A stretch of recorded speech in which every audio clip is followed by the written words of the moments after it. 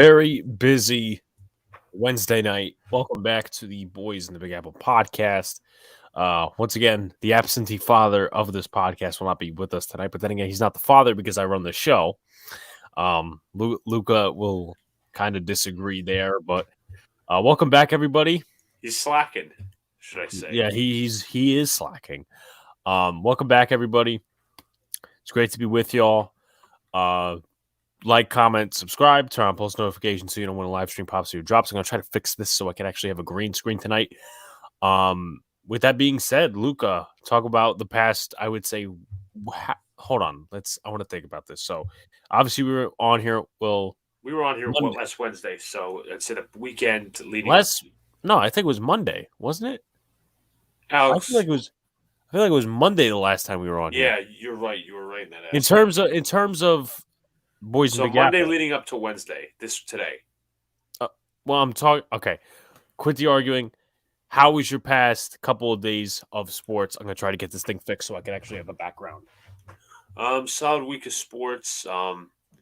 Obviously the Jets lost to another winnable game, but there was some good progress. I know I hate moral victories, but you got to accept the progress. Also, the Knicks had a bit of a tough stretch, but came back with a solid victory yesterday. It was much needed. Notre Dame is preparing to face off against Stanford this week, and it's going to be the final game of the regular season for them. Can they vie for a top 4 spot? I doubt it, but it would be fun to watch. I don't think it would be, but that's where we differ. I'm just saying for competition stakes, Alex. Well, anyway, in terms of me, went to the Jet game this weekend, so obviously being a Giant fan at a Jet game, nobody picked on me, surprisingly. I was surprised at that too. That was one of the most surprising because I went to Jets training camp. I went to, a couple other Jets events and people were picking, what's Giant fan doing here, But surprisingly, I was not picked on. I guess they didn't have rights to pick on me, knowing that Jets are 2-8? Yeah. 2-8? Jets are 2-8. Yeah, Jets are 2-8. And my team's better by 1 win, even though we got our asses kicked. And obviously, we enjoyed doing the stream on Monday. I did, but I didn't because of the fact that my team lost, A. B, my team got their asses kicked. And, it is what it is. But, yeah. Talk about this. Yeah, that's got to be clipped and put into some magic moment here. But also, you said there was going to be like a funny moments thing at the end of the year. At the end of the year, I brutally promise that there's going to be a funny moments of all these streams because, if we don't clip that, we have no shot. We have no shot at anything. But in terms of MLB, there's nothing to talk about. We usually, go MLB and then, obviously the Nets are playing right now. That's what I know you're sort of keeping track on. I'll actually be right back. Oh yeah, why does nobody stick with me? You said you're gonna go. Nobody likes you. Yeah. Anyway, let me remove my fraudness because he said he'd be right back. Let me remove my fraudness. Yes, I know I'm a complete fraud. He'll be right back, but it's just nobody likes to stick with me for some reason. I don't know why.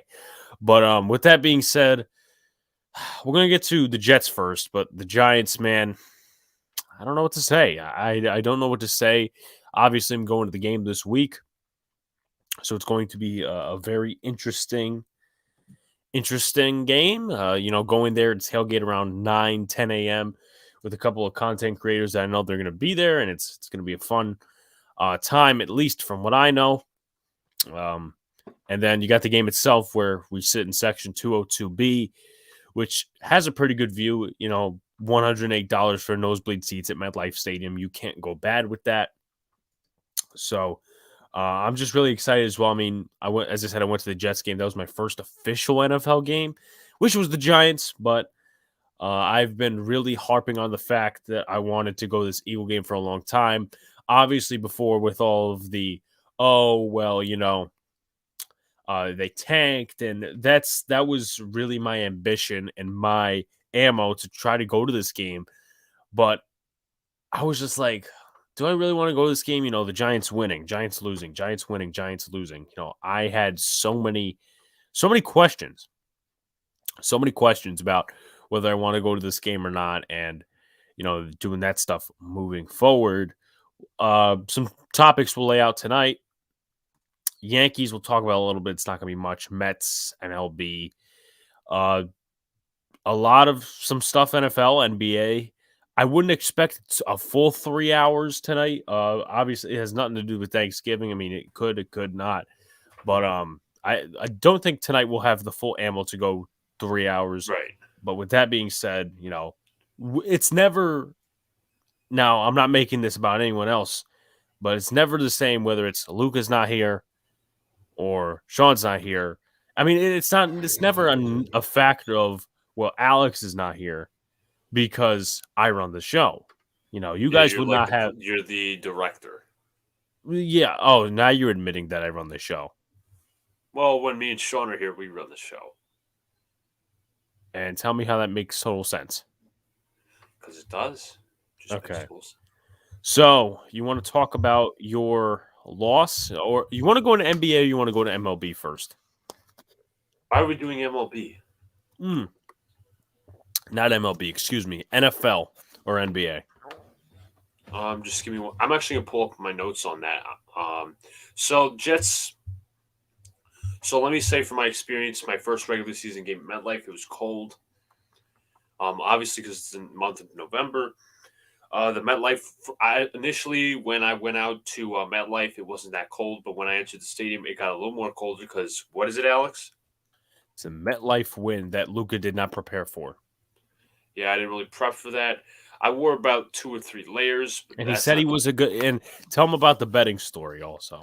I was going to make my first ever bet this week, but I chose not to. I was originally going to go Titans-Texans. I was going to take the Titans by minus 10.5. That meaning that the Titans would win by more than 10.5, but that's not the point. Well, the point is the Titans bluffed, and they choked, and they lost. So luckily I didn't make that bet. Did not make that bet. And, yeah, I'm going to make my first bet this week. I'm going to see what cooks up because the NFL's all a simulation.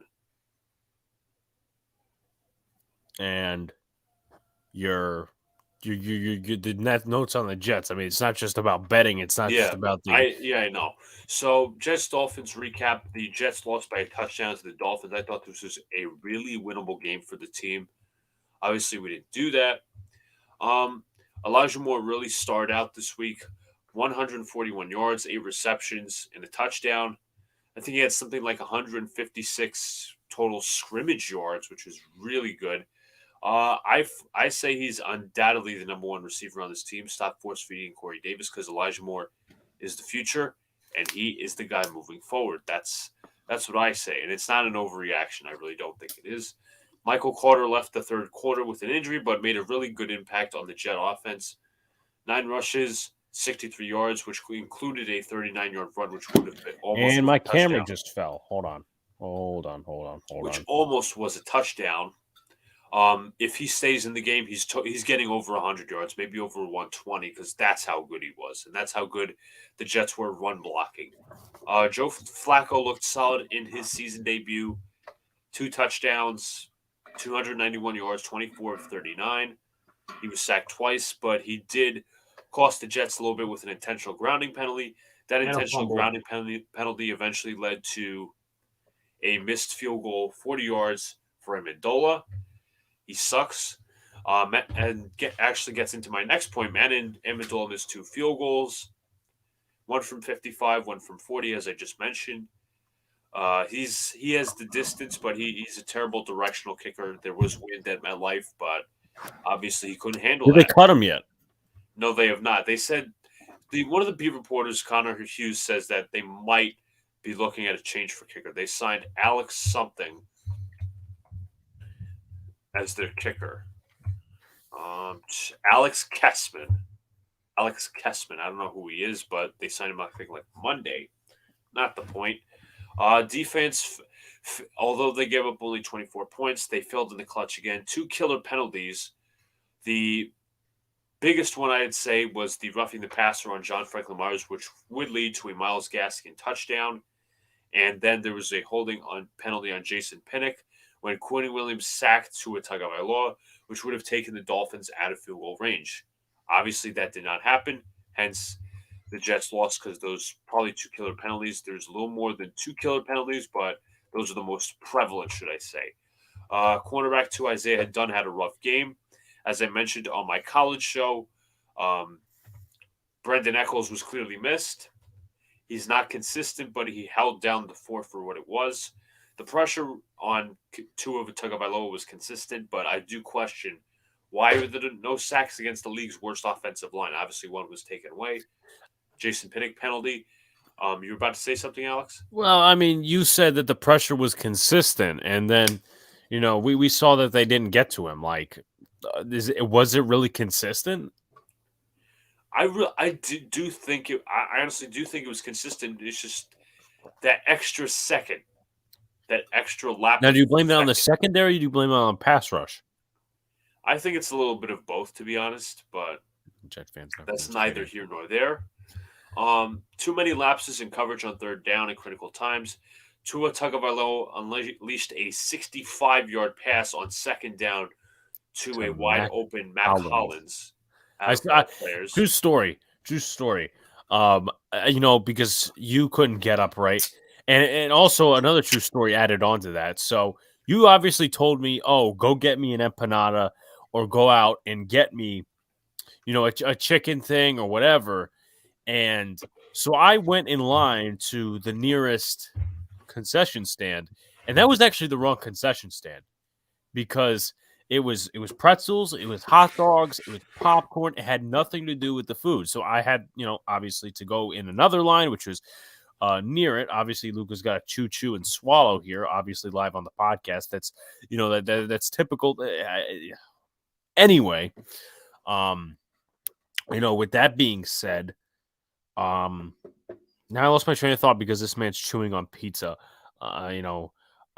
With that being said, got into the proper line. Then as soon as I take the order for Luca, Mac Hollins touchdown, and Dolphin fans are screaming their head off and stuff like that. So that was my true story. Luca, I don't know if you have anything else to add. Yes, I do, because I'm always filled with notes and food. Yeah, I guess. Ashton Davis sucks, even though he got a turnover with the interception that landed right in his hands. He would have been dumbass if he didn't catch it. Anyways, not the point. He had a bad day, I thought. He had a bad day. Running around, and it's turning around. Shut up, Alex. Bryce Hall and Michael Carter continue to be excellent. What's up, Evan? What's going on, man? I believe there's a certain stat from Michael Carter that he's second in the league or in rookies with. Now that I think about it, that's what Daniel Jones had. He had a bad day. There's a certain stat that I want turning around. He's had a certain amount of snaps without a touchdown. He's played how many passes? That's a similar stat to what Darnay Holmes had last season. He is not. I don't think he's allowed a touchdown even this year, if I'm not mistaken. But he had, is he a slot? He's not the slot corner, is he? Yes, he is. Okay, then it's kind of what Darnay Holmes had last year. He had how many snaps? He's still not giving up a touchdown in his NFL career, but he's decent for a slot corner. But I don't want to make this too much about the Giants before I go into them. Luca, go ahead. LDT, Lawrence Duvernay-Tardif, gave up a team-high 7 pressures against Miami and hasn't started. Didn't some Jets content creators or you said that he didn't do a bad job? Some people, I must have not seen the pressures like in total view. Well, I mean, because obviously we were not in full view the whole time. I mean, you're not going to see pressures on the other side of the field when you're sitting on the other side of the field. It didn't seem like he did too terrible though. So. I mean, also the fact that he didn't play in 2 years. Yes, that's what I added. Hopefully, he kicks the rust off. Now, here's the better question. What? Here's the better question: who's more physically fit and who's more physically trying in the 2 years that they didn't play? Laverne Duvernay-Tardif or Nate Solder? Nate Solder fucking sucks. You know that. Hey, pal. Hey, pal, thank you. Stating the obvious. Yeah, Stating the guy that he Captain got Obvious. He got crossed. Literally, he got crossed up by Jason Pierre-Paul. How do It you was get a crossed up simple.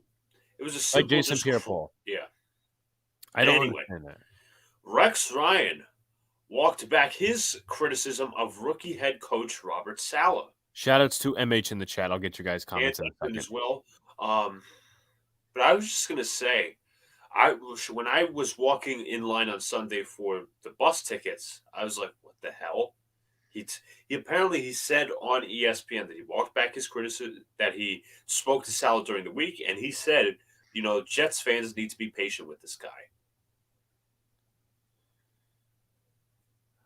That I found surprising, but that's wraps up my Jets notes. We'll face the Texans in a week 12 with Zach Wilson back. Yeah. Let's see something. Also, another good game by Mike LaFleur. We have a legit offensive coordinator now. Yeah. I'm gonna mute myself for a second so I can showcase. See. What are you showcasing? This just shows how much of a stupid idiot I am, because I want to show a video from Twitter, and it's one of my videos, and I'm going to sit here and mute it for no reason. That just shows the stupidity of myself. But I do want to get to these comments. Evan says, "Hey, guys, so about Jason Garrett, I'm happy he's gone. We can move on finally." Yeah, I definitely agree. We'll get into that when we talk Giants, which will be coming up shortly. And I want to ask a couple of questions to Luke about the Jets and Giants, obviously. But I wouldn't expect any, big changes. I still think we could beat Philly this week. I might actually pick that. I don't know. But with that being said, nothing's going to be. Rome wasn't built in a day, so we'll see what happens. I'm not saying anyone's saying that, but I just feel like people make shit up on Twitter. Like they'll say, "Oh, well, this Giants fan said that, that firing Jason Garrett's going to change it." I don't remember anyone saying that, so maybe it's just a reaction. Anyway. Let's see what else. MH Bronx in the Big Blue. Yes, I guess yes. I still believe in. Listen, I'm not gonna. And I kind of pointed it out in my podcast episode that premiered about 12:30, and I actually recorded it at like 3 a.m. Because I couldn't be down here, and I still wanted to get it done, and I was not getting up at 7 a.m. just to come down here. So I'm like, you know what, might as well, just make do of what I have. But with that being said, I personally don't think Daniel Jones is a franchise guy. I'll explain that in a little bit. Just curious, Alex, when did you go to sleep?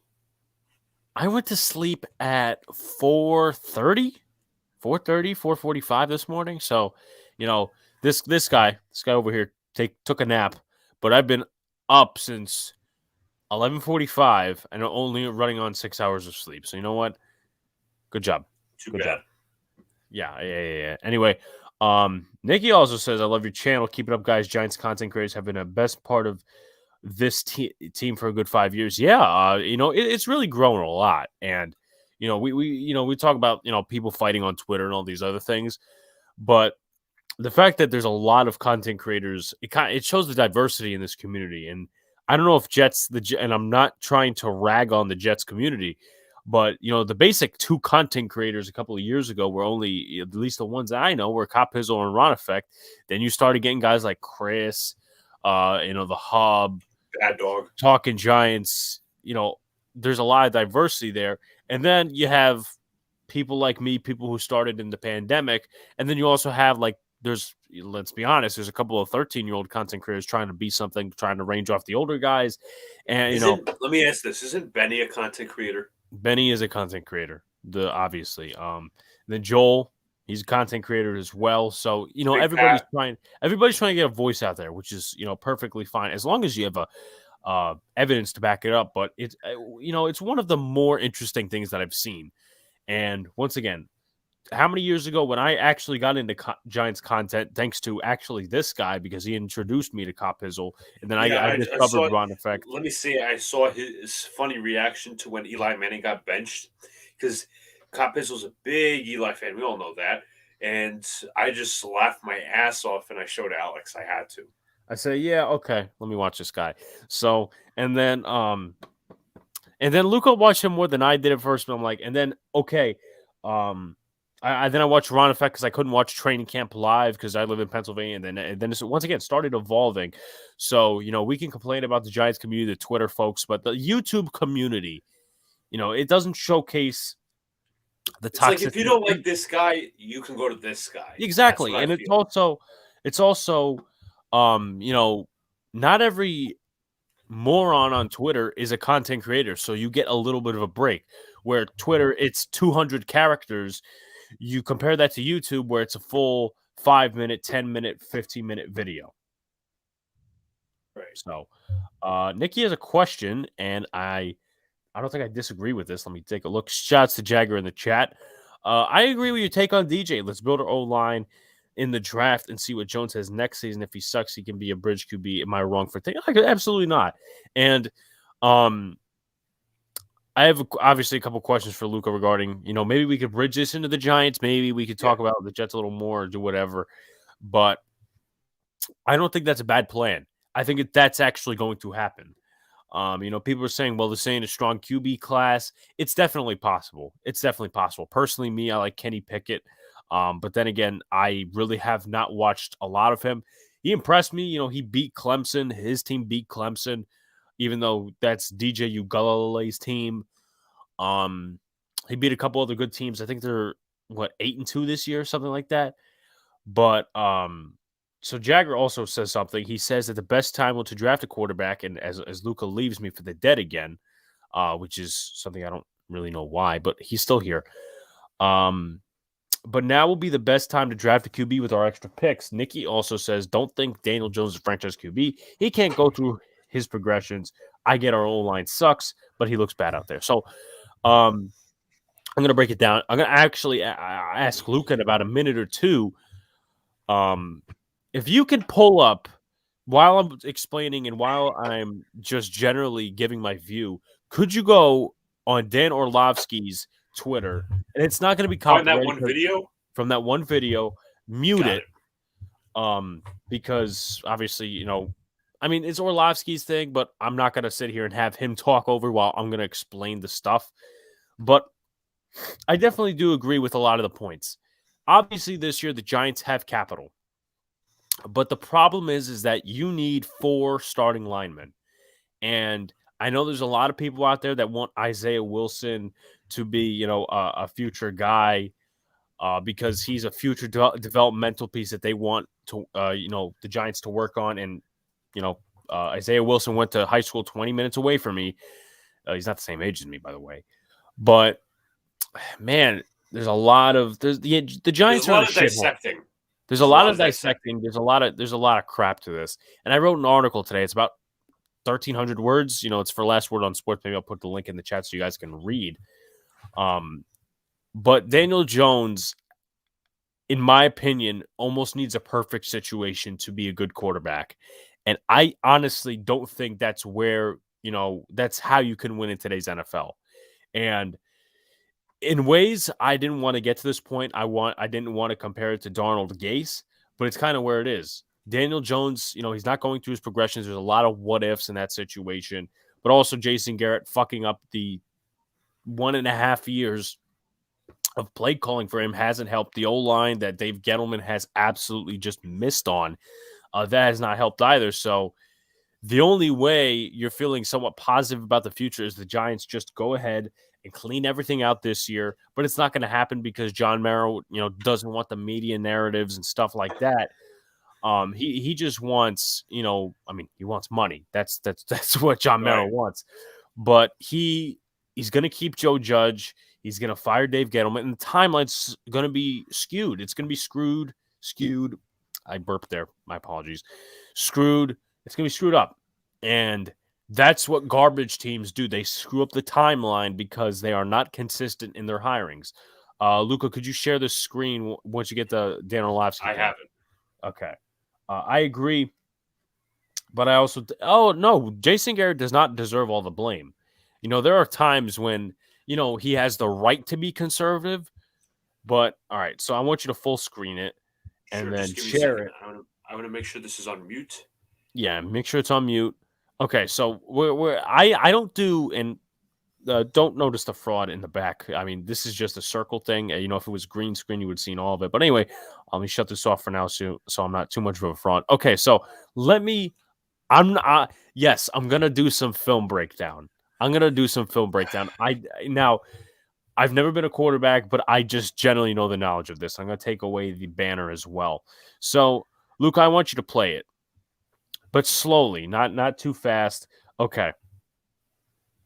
So here's Like where I'm gonna this? diagnose. Yeah, okay. I can still. All right. So here's what's gonna. This is a mesh concept. It's basically crossing route with a receiver running a vertical route. Looks like Colin Johnson. I don't know why Colin Johnson's running a vertical route. Yeah, he's a 50-50 guy, but all It right. should be Galladay running that route, correct? Yeah, Galladay's not on the field in this play. So, you want to play? Okay, you're playing it. Is he just playing it slow, or are you playing it slow like that? I'm playing it slow. Okay, a little bit faster. Do you want me to just run through the? All right. Run through it. Run through it for right now, and then. All right. All right. All right. It looks a little screwy because it's laggy a little bit, but go back just a little bit. All right. Right about here? Okay. So it basically is they had two wide receivers here. They had one wide receiver here. It's a mesh concept. So you're going to see these two wide receivers come across, this one come here, but it looks like a circus.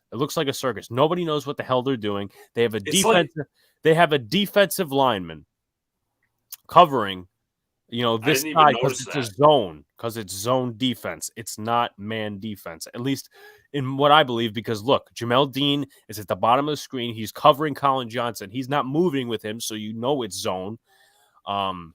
So let me get to the Daniel Jones part of this thing. People are saying, well, he's got that guy, right?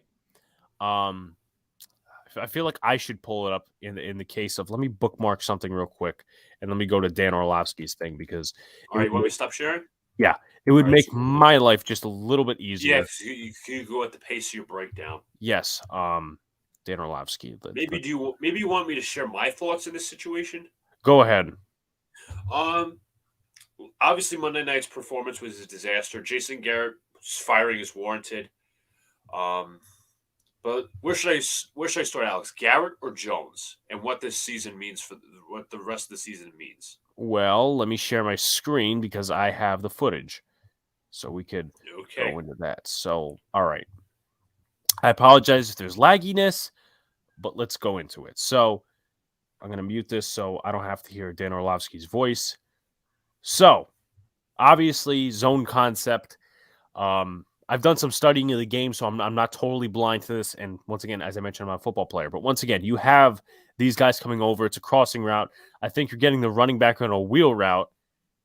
This is Barkley. Yeah, you're going to get him on a little wheel route here. It looks to be zone, just at least from what I'm getting. It really looks like zone, Alex. Because Jamel Dean's standing down here, and then the safety's going to get him, but he's also got down here because Daniel Jones is looking at the crossing route. Now, the debate comes, did Daniel Jones miss this, or is it Jason Garrett's fault? I think it's both, because you take a look here. Let me add, I really think it's player execution. Yeah. I'm not football savvy, but that looks bad. Why are three receivers running? Anybody who's not like a film guy, if any football fan sees on a film, they're gonna be like, "What the hell is this?" It looks like a rat trap. It's basically a rat trap. So, player execution definitely, because there is fuck the route for a second. Fuck the screw ups here. They're not supposed to be running all here. It looks like they're running a conga line on a cruise. Anyway, one person. It's supposed to be like a line. It's supposed to be. Aren't they supposed to be running at like maybe they're supposed? Well, let me just say maybe they're supposed to run in the same almost the same direction. Maybe there should be a different yard lines, like different hash marks. Hash marks. Okay, that's fair. All right, so you got him on a wheel route. Now everybody's debating: is this Daniel Jones' fault or is this Jason Garrett's fault? The play design is stupid because the play design has the read here. This I don't know if you guys see my mouse. Luca, do you see my mouse? Yeah, I do see your mouse. Okay, the mouse. All right. So you got Colin Johnson down here. Why is he on the field? I don't know. If you take a look, this is not part of the read. This is some garbage that's just added on the play. And this is not even Jason Garrett doing that. Any mesh concept that has a vertical route, that's all garbage. That's supposed to get the defense to look at the deep ball, and then you have the read down here, and It's then supposed to be a hopefully decoy, right? yeah, it's supposed to be a decoy. But obviously, with this weird play design, the player execution being bad, and Daniel Jones' eyes not being great, there's no room for success here. So let's break it down a little more. So Daniel Jones' eyes are here. This is the read. A lot of people are saying it's also Daniel Jones' fault. So let's do this. Let's roll back. Takes the snap. I don't know if it's laggy for you guys. I apologize if it is. So, respectfully here, He's going to be throwing to the guy. He's looking at one of these three, but what he can do is he could maybe maneuver himself and throw this way. That's a hypothetical, but at this point, if he does throw it, what I think this is Mike Edwards, what he could do is he could shift his body, lean towards the left sideline, and intercept Daniel Jones. Yeah. So that's where a lot of people, in my opinion, don't see that. They just say, oh, it's a wide open receiver. This isn't not really. Not if the guy's in zone coverage. This isn't Pee-wee football, so you have to pay attention. Now, what Daniel Jones is also, not, I would say, what he is at fault for on this play, he could leak out. It's 3rd and 2. It's not 3rd and forever.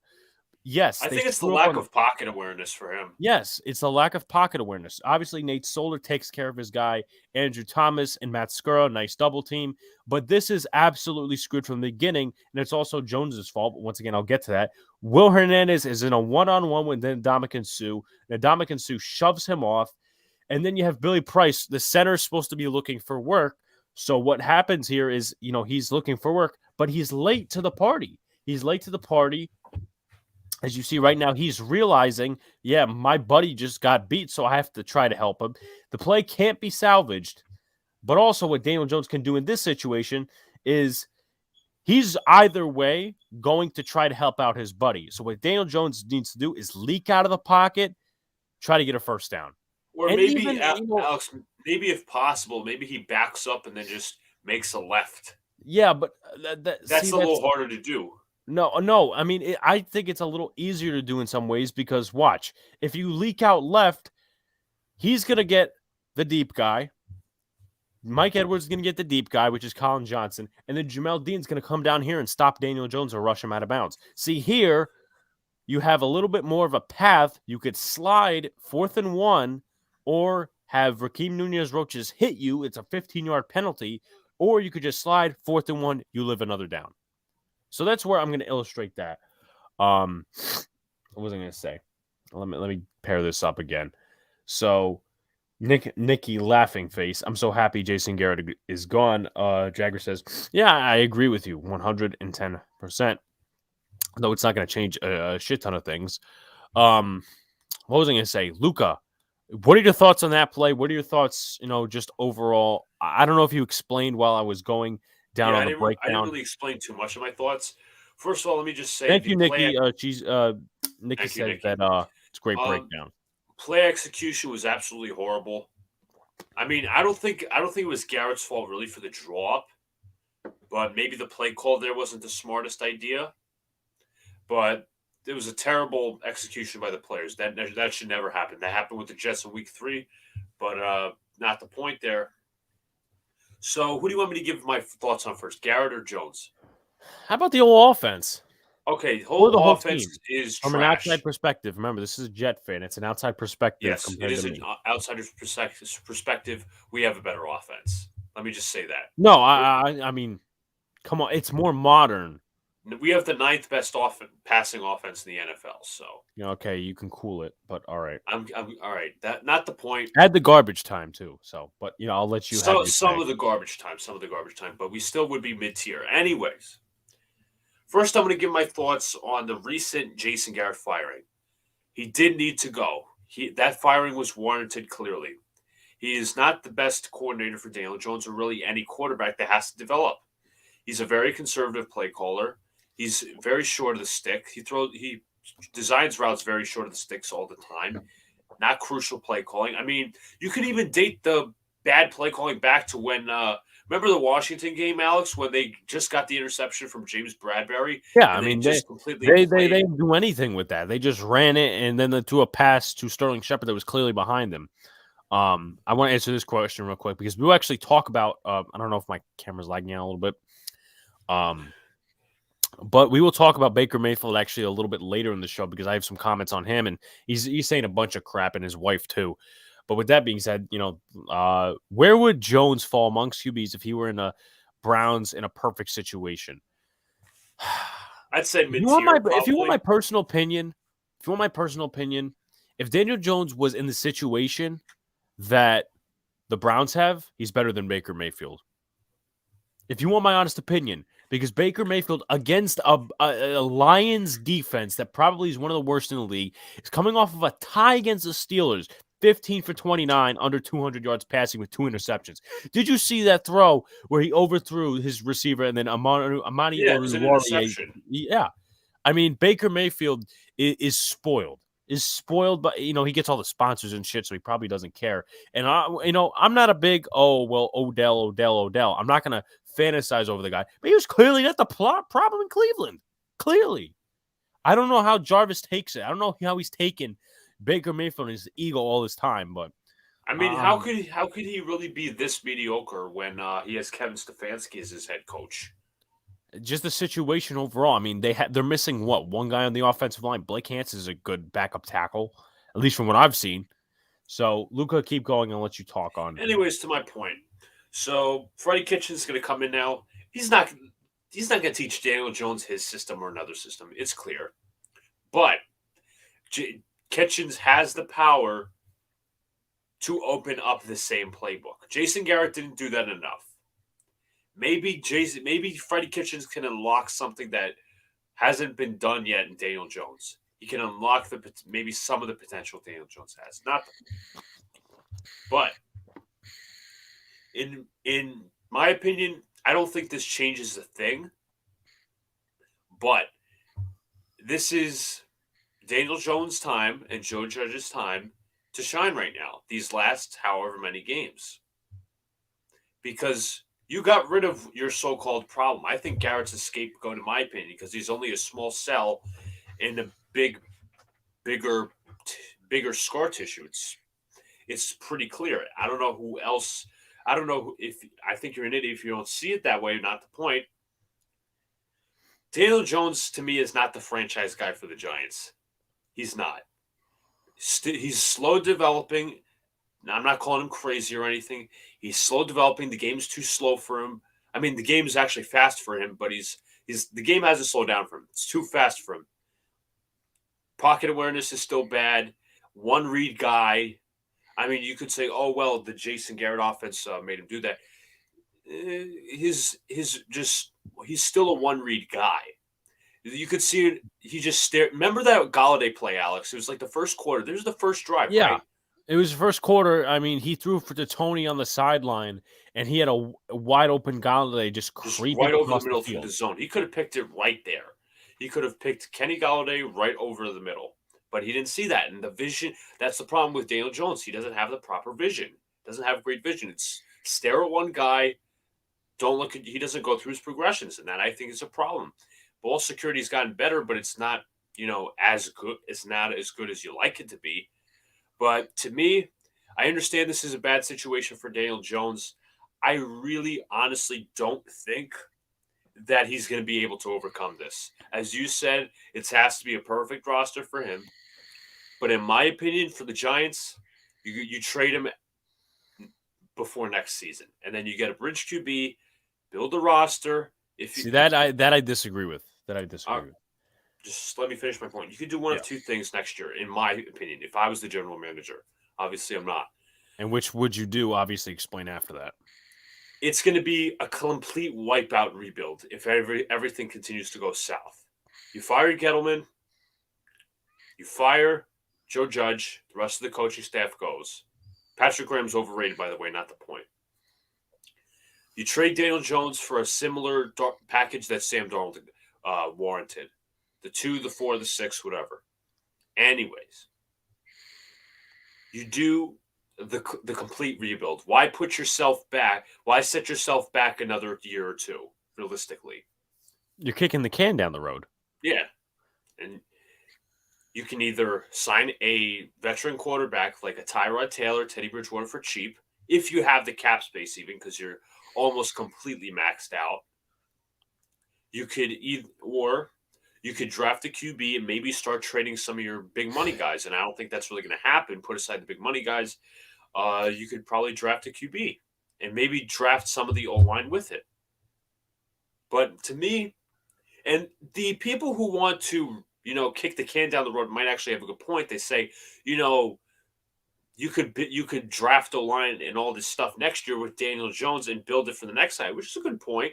There's not a lot of good QBs or really. I'm not either, Jagger, and I'll get to your guys' comments in just a second. I want to let Luca finish his point. Anyway,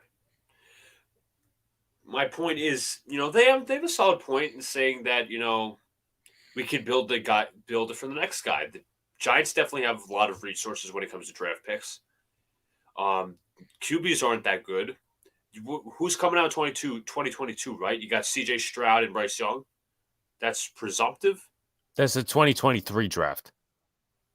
Yeah, 2023. That's exactly what I meant. Yeah, 2023.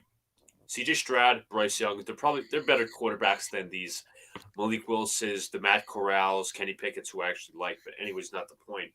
They have a good point. But again, as Alex stated, you're just kicking the can down the road and pushing your problems further and further away. So that's my opinion of this whole analysis. So I don't understand the why they should keep judging another year. I really don't think they should. Yeah, I never got that mentality. It's either you get rid of all, you get rid of none. Question from Nikki: Jets versus Giants, who wins? Please do not be biased. Oh, Jesus Christ. Here's the thing. The Jets have a good offense, but the problem is that I have a tough time actually. They don't have a good offense. I have a tough time actually believing that they're the ninth passing offense, because you look at a lot of those touchdowns against Indianapolis. That was garbage time. Would you agree? Yeah, I'd agree. But it's also in terms of moral victories and shit like that. That's what was needed, because you're getting Elijah Moore touches, you're getting all these guys touches. But anyways, go on. There's holes that you could pick with this Jets offense. So, and the Jets really don't have. I mean, other than Quinn and Williams, Luca, you could tell me I'm wrong, please, but I don't think the Jets have a great pass rush. It's kind of overrated, honestly.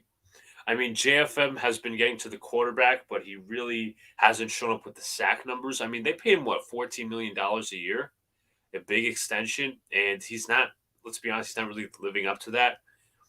I mean, there are a lot of people out there afraid to say that, but pressure, he have 3-4 sacks on the year. I'm not sure that's a $14 million guy, in my opinion.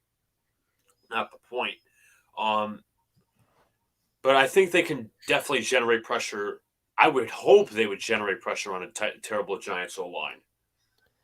I'm going to go with the Giants. This ain't biased. I'm being dead serious. They'd probably pull out, I'd say, with it would be the MetLife Bowl, the Garbage Bowl, the Cooper Bowl, the Garbage Bowl, something like that. The bottom of the barrel bowl. How about the air conditioning bowl? How about the air conditioning bowl, right? What was I gonna say? Shit. Damn. I'm gonna answer one question before I actually, you know what? Let me explain before I answer one question, because I know I have a lot to get to in the chat. So I think there would be some pressure on Daniel Jones. I'm not gonna lie to you. I think other than left tackle, the offensive line sucks. So there's that. We might even play each other next year. Who knows? Because I know you just didn't have your headphones on, so I'm re-explain. We might even play each other next year, because depending on where the Giants finish and where the Jets finish, we might play each other. So that might be a game to go to. But with that being said, I think the Giants would be able to contain the Jets offense. they would be able to get some pressure on Zach Wilson in that situation. But I think they would definitely allow pressure from the Jets defensive line. I mean, it's just the way look at the Giants offensive line. I mean, no, I don't have the energy and strength right now to pull out an instance where they didn't give up pressures, or they did give up pressures to a very bad pass rush. So if anyone can think of that, please let me know. But Nikki says, how can I support the channel monetarily? I love this channel. I always rewatch the shows I miss on the road when I'm working. Love you guys. Definitely turn on the notification button. You get everything. What we're trying to do as well with these type of podcasts, and not just talking about, we're not talking about Big Blue in the Bronx, because obviously that's just my thing. But with these, what we're trying to what we're going to do at the end of the year, like the end of actual 2021, is we're going to make a best moments video and kind of rehash everything that we have been doing since February, because that's when we started this. Then we had, I thought it was March. It was late February, I want to say. And then it went to March. Yeah, it was first with first episode, Tana and Copizzle. Yeah. And then before that, it was just, hey, we're bullshitting about the MLB and the Giants offseason. And then we said, you know what? Why don't we just do this as a weekly thing? So definitely turn on the notification button. It helps. Obviously, Nikki, you're subscribed, so that helps the channel even more. But as I said, at the beginning, thank you guys for your continuous support. Obviously, these Mondays and these Wednesdays, there's a lot of competition, a lot of growing that this channel needs to do. And we're at 317 subscribers. So once again, and then, thank you. Let's take a look at some other questions before I go to some other things. I love how the Jets drafted recently. Dave Gettleman should take notes. There's some stuff there you could definitely say. Elijah Vera Tucker, they traded up for him. Personally, I don't know what they gave up. Luka could probably say for himself. So Elijah Vera Tucker, definitely, they should have taken Rashawn Slater at 11, but you would have not gotten the first round pick plus Kadarius Toney, which leaves you next year to pick a lineman and an edge rusher. So, if they didn't get, or if Devontae Smith was there at 11, or they picked Slater and they still needed O-line help, they would have been choosing between edge rusher and O-line had they not had the first round pick and traded back. So there's some positives, but there's also some negatives. Saquon's a bust. Saquon does not look the same. He's washed. He's too shimmy. We'll talk about that, obviously. But I was going to say, maybe do the Jets way, draft a running back in the 4th round. Even for any offense, you really don't need. You could use a top running back. Obviously, Jonathan Taylor's working, Nick Chubb, and all these other guys, but you don't need a pizzazz like Saquon Barkley, because he's minced meat at this point. He's minced meat. I hate saying that, and I hate laughing about it, but he's minced meat. He just, shimmies around, can't even break a tackle. Meanwhile, you got Kadarius Toney, who's had, a couple injuries. Now, I understand, obviously, Saquon's been through an ACL. He's been through a lot of things. Yeah. The fact that the Giants didn't build an offensive line through the years he's been here, and the NFL defenses are stacking the box. Even with a battle line, Barkley was elite. Exactly. But the problem, you can't really say all the battle lines. No, but you can, though, because really, and I understand your point. But 2019 got an high ankle sprain, got him out for 3 weeks. Plus, they didn't really. 1 yard against the Jets. Just remember that they didn't do a good job of evaluating him. 1 yard. Anyway, but NFL defense, like Luka is saying, not from a casual standpoint, like Luka is saying, he said, "Oh, well, he said 1 yard." That's because NFL defenses started stacking the box. Obviously, the Giants were down 2 linemen that game. They were down their center, John Halapio, and they were also down their right tackle, Mike Remmers. But Nick Gates was, he did solid that game. They also lost their left tackle, Nate Solder, that game. I'm not making excuses, but NFL defenses started stacking the box because they were not afraid of Darius Slayton. They were not afraid of Evan Ingram. They were not afraid of Golden Tate. They were not afraid of those guys. They said, you know what? Saquon's the only thing we can focus on. Let's stack the box and let's see what works. And that worked every time. And You could even watch the Steeler game and, how many tackles were made behind the line of scrimmage. And the reason that Devontae Booker was signed this offseason was not just because Saquon tore his ACL, he's coming back from that. Devontae Booker spent the least amount of time in the backfield, or at least was one of the running backs that spent the least amount of time in the backfield last year. The least amount of time. And when you're in the Jason Garrett offense, which is running, not really doing much in the passing game, though that can work in Tennessee, that can work in San Francisco. But obviously, some of the other shit that he did does not work in today's modern day NFL. But when you're a Jason Garrett offense, and how many times have I said on this podcast, Luca, and how many times have I said in general, stop running Saquon under center? Yeah. How many times have I said that? Because he is not a north-south guy. He just moves. He's east to west. He's an east to west running back. He shakes. He shimmies. He does all that stuff. You put him in space. He was a fit for the Pat Shurmur offense. Let's be honest. He was a fit for that offense. I mean, they didn't use him totally to the best of their ability, but hey, Saquon unfortunately is not the player he was, and you can't trade him. Can he ever get that back with another team if he ever gets another opportunity? Because I don't want him to be like a Trent Richardson, like some of these other, like Ron Dayne, even though he was totally different. Herschel Walker. Yeah. Good guys that were good in college, but then come to the NFL to shit situations because they're high draft picks, and then boom, your career is over. So I think I'm missing some comments here. Trade for Chase Edmonds or something. Chase Edmonds, he's a good running back. If he's hopefully available, everything is okay definitely. with everything. Yeah, I didn't know much about the situation. I tried reading on it. Hopefully him and his family and whatever happened. Hopefully he's all right. Sad to say about Barkley, but I feel the Giants let him down. And he's letting us down in corresponding. But, kind of like Daniel Jones, but Daniel Jones really has, in my opinion, they might have rushed him back from injury back like 2 years ago? 2 years ago they did, definitely. Just like they rushed Daniel Jones back. But, this is a situation where you can't keep trying something that is broken. You can't fix it. If I'm trying to fix something that I broke, let's just say I break a vase, because Giant fans make the case, Saquon's made of glass. Let's just say I break a vase, right? I break a vase, boom. There was flowers in there, the water's everywhere, whatever, and I try fixing it. And I have like super glue, and I have the tools to actually support it. This is a terrible example, by the way. If I have the tools to support the vase, and it's still not working, I have to figure out, okay, I'll just get a new vase. Now, there's no new Saquon Barkley. There's no other Saquon Barkley in college. We all know that.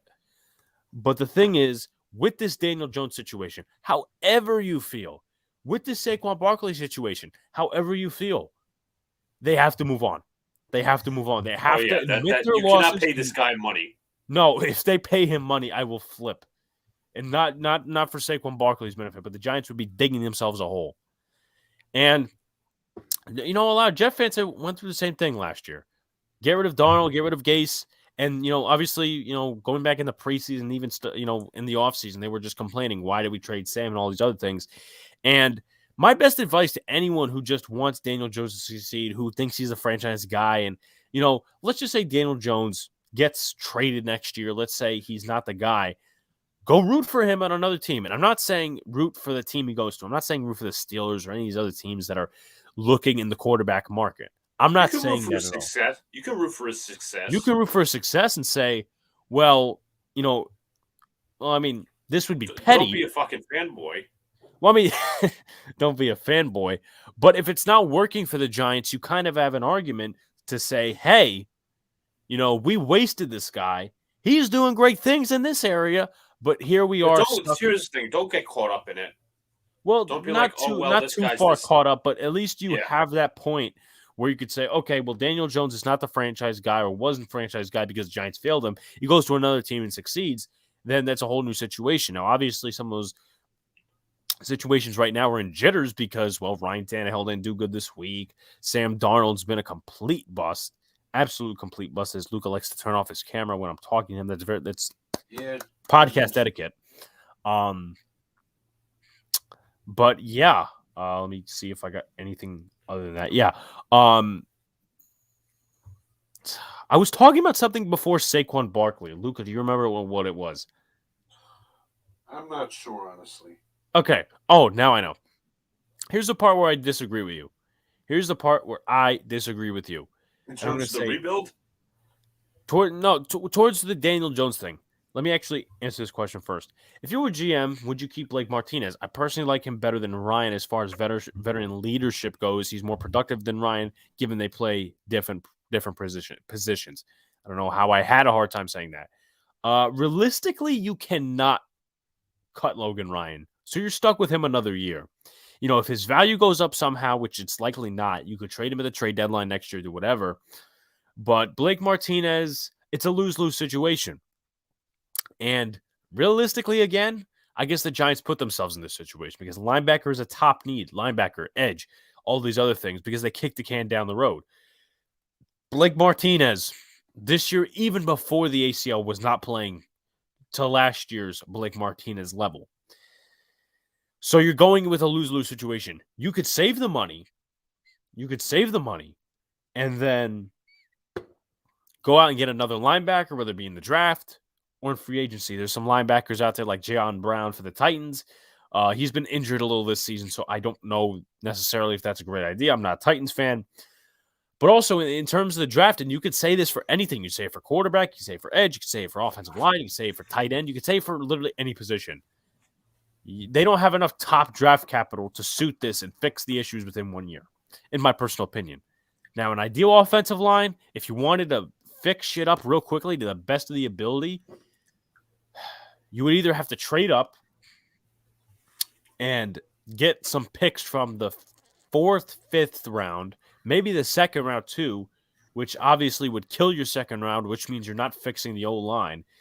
So the best case scenario would be you could either put Austin Corbett at left guard, who's probably going to be a cheap but maybe high money depending on how he plays the rest of the year. He's the current right guard for That was left. Left or right guard, current right or left guard for the Los Angeles Rams. He's playing on a high level right now. So you have that. You could also get Brian Allen, who's the current center for the Los Angeles Rams, but you don't want to be bidding in free agency for guys that are only going to fit a couple of years anyway. So you could draft Tyler Linderbaum. And this is just hypotheticals, of course. With one of those 2 top picks, you could get Darian Kinnard, who is the right tackle for Kentucky, but can move inside. So a couple of ways you go about it is left tackle, you could do Andrew Thomas. That's kind of obvious. Left guard, Austin Corbett. Center, Tyler Linderbaum, or if you want to sign Brian Allen. Right guard, also Ben Jones is available, but then again, he's 32 years old. Right guard, Isaiah Wilson or Darian Kinnard, or right tackle, you have Matt Peart, which is highly impossible at this point because the Giants have neglected him so far during his tenure. Or you could say Darian Kinnard, right tackle. There's also Kenyon Green out there. There's also, I think, a guy out of Georgia again. Yeah. Just speaking off of perspective based, but the Giants, it's a lose-lose situation, a linebacker. There's no sure option. So you're either depending on somebody to come off an ACL tear, which we already know from Saquon is not working. Same thing with Drill Peppers. I mean, the Giants, other than Xavier McKinney, have to really draft at safety, have to do something at safety. Now, Love's been a disappointment. Love's been a disappointment. Love has been, he's a 4th-round pick, but he has been a disappointment. He's a reserve. He's not a starter. He played a decent game on Monday night, nothing too special. Logan Ryan's not going to be here for the next couple of years. Obviously, there's a lot of Giant fans that, hate the idea of drafting Kyle Hamilton in the 1st round, which I agree with them. Yeah, Kyle Hamilton's a good player, but fuck positional value. You have to go out and get offensive line. You have to go out and get edge. It's what your needs suit you most. Yeah. And then it also kills you. You either have to go on free agency and get a safety that's got to be here the next 3 years, or you go draft a safety in the 3rd, the 4th, the 5th round, and you're just screwed because, once again, to fix these teams' issues, it's really not going to take a year. It's going to take 2 years. Yeah, because you don't have the cap flexibility to do so. You don't have the cap flexibility. You don't have the draft capital. And trading up does not solve anything. Yeah, you get a better player, but you're sacrificing a 2nd-round pick, a 3rd-round pick, The Giants, I believe, have 10 draft picks next year. They have 5 within the first 3 rounds. They have the 2 firsts, the 1 second, and the 2 thirds. So that kind of helps them. But once again, how much, unless somebody falls from the first to the second round into the third, how much are you depending on a third round pick to start on that O-line immediately? Once again, also you have to assess linebacker. You have to assess edge. So Giants have screwed themselves royally, and you don't want to go in the free agent route. You could get an edge rusher, but Chandler Jones, he's 31, 32 years old.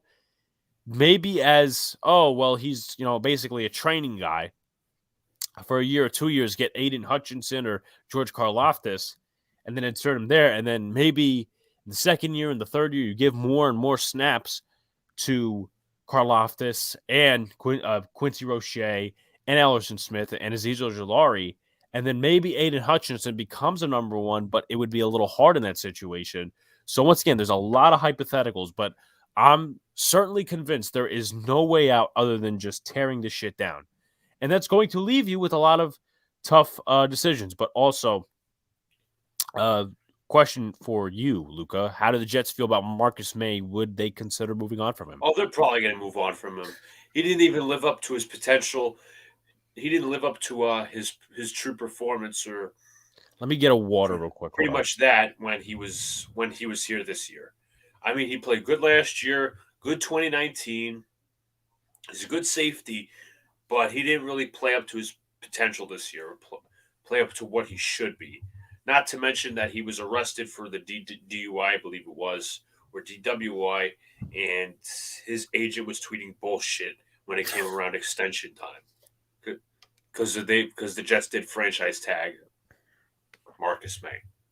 Well, that's the NFL for you. Obviously, that'll be a topic later in terms of the Steve Cohen, Steve and Matz situation, but that's not right now. I'll keep talking football because that's obviously the biggest sport right now other than the NBA. But he's a free agent this after this season, correct? Marcus May is, yes. I mean, what is he situationally? What is he situationally? Like what is he a safety that's a deep safety, or is he a box guy? He's a deep safety. Because we have enough box guys. I mean, McKinney can play the box. Aaron Robinson can play the box. I think he can convert to safety. But once again, well, what do you think you're going to pay Marcus May now? Good luck with that. Yeah, I mean, no, I'm talking ideally. Obviously, if the Giants had cap space, of course they don't. Kicking the can down the road once again. But Aaron Robinson, I feel he could play the box. I think he can convert to safety. But the problem is, you have a lot of these things, and we're talking about rebuilding, and it's going to take 2 years to fix the problems.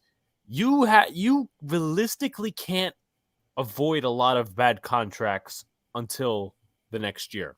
James Bradbury, you can cut for $13 million next year. That's not a problem for the New York Giants. That's my opinion. But that would leave you with this situation. And once again, historically, you don't need a great secondary. If you want to have a good defense, if you want to at least be above 500, you don't need the best defense in all of football. If you're looking to be 10-7, 9-8. Yeah. So that would unfortunately ultimately leave you with Adoree Jackson as your number 1 corner, Darnay Holmes or Aaron Robinson at 2, Julian Love at 3 or something like that, and Rodarius Williams, the 6th round pick, coming off an ACL injury. So once again, opening up another hole just for what? Cutting cap space? So I personally wouldn't cut those guys until after the 2022 season, because that's when you can release guys like Leonard Williams. Kenny Galladay, I believe, is releasable after 2022. Some of the other contracts that they have signed, I mean, Leonard Williams, he was good at the first part of the year, but not much of anything as of lately. I mean, how much is he getting? $21 million? Getting a big fat paycheck. And, I wanted to believe that he was back, and, he's not living up to his statement where he says, you don't boo a salesman. It's not the first time. Not the prefer. Oh, you're talking about the Mets thing. Shouts to Sox Arizona. No, I was saying it's not the first time he's not lived up to his potential. Oh, I mean, yeah. Is there anyone that the Jets on the Jets that you would be against trading? How do you feel about Salah? All right, so last year's draft class, I'd be against trading, obviously, unless it's Ashton Davis or anybody Well, else. Ashton Davis is you can sell him for peanuts and Cracker Jack. Yeah, you're not going to get much on him. Let me think about it hard. Van Roten, if you could get anything, that's not going to happen. He's probably going to get cut after the year. Same you could say for McGovern, probably, if you want to go Linderbaum with your first pick in the first round. Now, do you guys, coming, let's just say the draft order I think is right now. Do you guys have 2 top 5 picks? That's correct. Seattle's 5, we're 2. Yeah. Hopefully, I'm gonna keep rooting for Seattle. So, No. Yes. No. I'm gonna keep rooting for Seattle because Why? I mean, listen, I could give it flying rat's ass. You know, I don't believe in tanking. I don't believe in tanking. But I don't need you guys stealing a center from us. I don't need you guys stealing an edge from us. It's okay. Cry about it. No, cry about it. Your team sucks more than us, but I'm gonna put something because this guy here, and I've been studying his film for the longest time. I think he's a better right tackle than Nate Solder. I need to cancel this real quickly. This guy I've been studying. He's a freshman in college, so. Oh God, I'm scared. You should be scared. See? Really? Yes. I Entertainer had a tweet yesterday. He had a tweet yesterday where it's like, oh, well, how many things I would start before Nate Solder? One of them was like Matt Parrott. One of them was like a traffic cone. Was like me, as in like the Entertainer. One was like Rob Sale. And I'm like, you know what? Fuck it. Why don't I do a video just before the game? And I did. And I got 32 views and 2 likes. So I said, you know what? Whatever. I'll start at right tackle. I think I'll get crushed. I'll put a better effort than Nate Solder will on a daily. All one defensive lineman has to do is push you down. Shit. Yeah. You know what? Imagine going against Derek Barnett, Alex. You would get crushed. I would get crushed, but I would put in more effort. Whatever. Because at least I would want to protect my QB. Not like Nate Solder where he just wants him to get killed on a daily basis. Whatever. I want to get back to Nikki's question. As if anybody I could trade. Maybe Corey Davis, but I doubt they'll trade him off. Crowder, you can't. Crowder's a free agent. You know what I said? I hate to interrupt you. And I said this to one of the more relative guys on Giants Twitter. I said, wonder if that Jets TikTok boy is going to go out and do a breakdown on that one play that we diagnosed earlier. Jesus Christ! Keep going. See, this is the spirit right here. This is the spirit. Okay. Yes, this is the. Thank you, Jagger. I'm gonna be a walk on at Goddamn. No. Wait a second, Luke, because I got to think of where I'm getting my college degree at so I could transfer and become the starting right tackle for the New York Giants just to provide a little more. I don't care if I start one snap, okay? Whether it's a preseason, I'll have one snap only, and I could be terrible. I could be worse than a horse. And then I would provide just more effort. I won't have to do anything else. Just provide a little more effort, and I could prove that I would be better than Nate Solder. I don't care if I'm undrafted or, in that case, I don't care if I'm undrafted. I don't care if, what was I going to say? I don't make the team the next year. I don't care if I get traded, released, whatever. I would just be so satisfied with putting in the moral support, the moral answer that I have more effort than the New York Giants right tackle of 2021. So, Rutgers is an option, even though that's in Jersey, and that's like an hour and a half away. let's see, some other city CUNY schools are not really good for walk-ons. Syracuse, yeah. Columbia, Columbia, that's right. Fordham, that's another option. Stony Brook. Chase Edmonds came out of Fordham, so that's Stony Brook. Also, Will Tye came out of Hofstra. I don't really remember any Giants players that came out of Hofstra, but Chase Edmonds came out of Fordham, and Will Tye came out of Stony Brook. So there's some fun facts for you guys. And also, Isaiah Wilson, as I said, went to high school 20 minutes away from me when he went to high school. The Giants have put me in a spot where I don't see the point anymore. Just depressing. Yeah, I mean, you get so excited for a game. The Giants play after 2 weeks, and you sit there and you're like, what the hell did I just waste 3 hours on? I mean, we were streaming the whole thing. I mean, Luca laughs at it because obviously he's a Jet fan, and he enjoys just me just balling up into an emotional sack of shit. Yeah. Meanwhile, his situation's not any better, but the point is, and I'm going to the game on Sunday, so they better win. I paid $108 plus $20 fees. I better be getting what I paid for, that being a Giants win plus tailgating. Just so you know, guys, I'm the good luck charm. You're the good luck charm. Yeah. Really? Yeah. Let me just I was going to say, 1 second. The one train candidate I'm thinking of is C.J. Mosley. With that big contract. He got $85 million in free agency. It's not the most prettiest contract. That was $17 million a year, right? 2 years he missed. Well, not really 2 years. He played 1.5 games in 2019, missed 2020. First couple of games solid in 2021. He was elite. And he's fallen off since. And what I found ridiculous is what Salah said, CJ was limited today, and he says, they're trying to arrest CJ for the rest of the season or second half of the season. I didn't really get that. The guy had, 2 years to rest? So I apologize if there's any background noise. That's why I was muted. Yeah, so that's what they said. They literally said, we're going to arrest this guy for the second half of the season. Now, I don't know if that means that they're going to give him less playing time and just going to bench him at all, but we'll see. We'll see. In terms of other cornerbacks, I really can't think of anybody who's desirably tradable. I mean, they're all young guys. But in terms of, let me get into when Nikki asked me about Salah. He's done a C- job, in my opinion.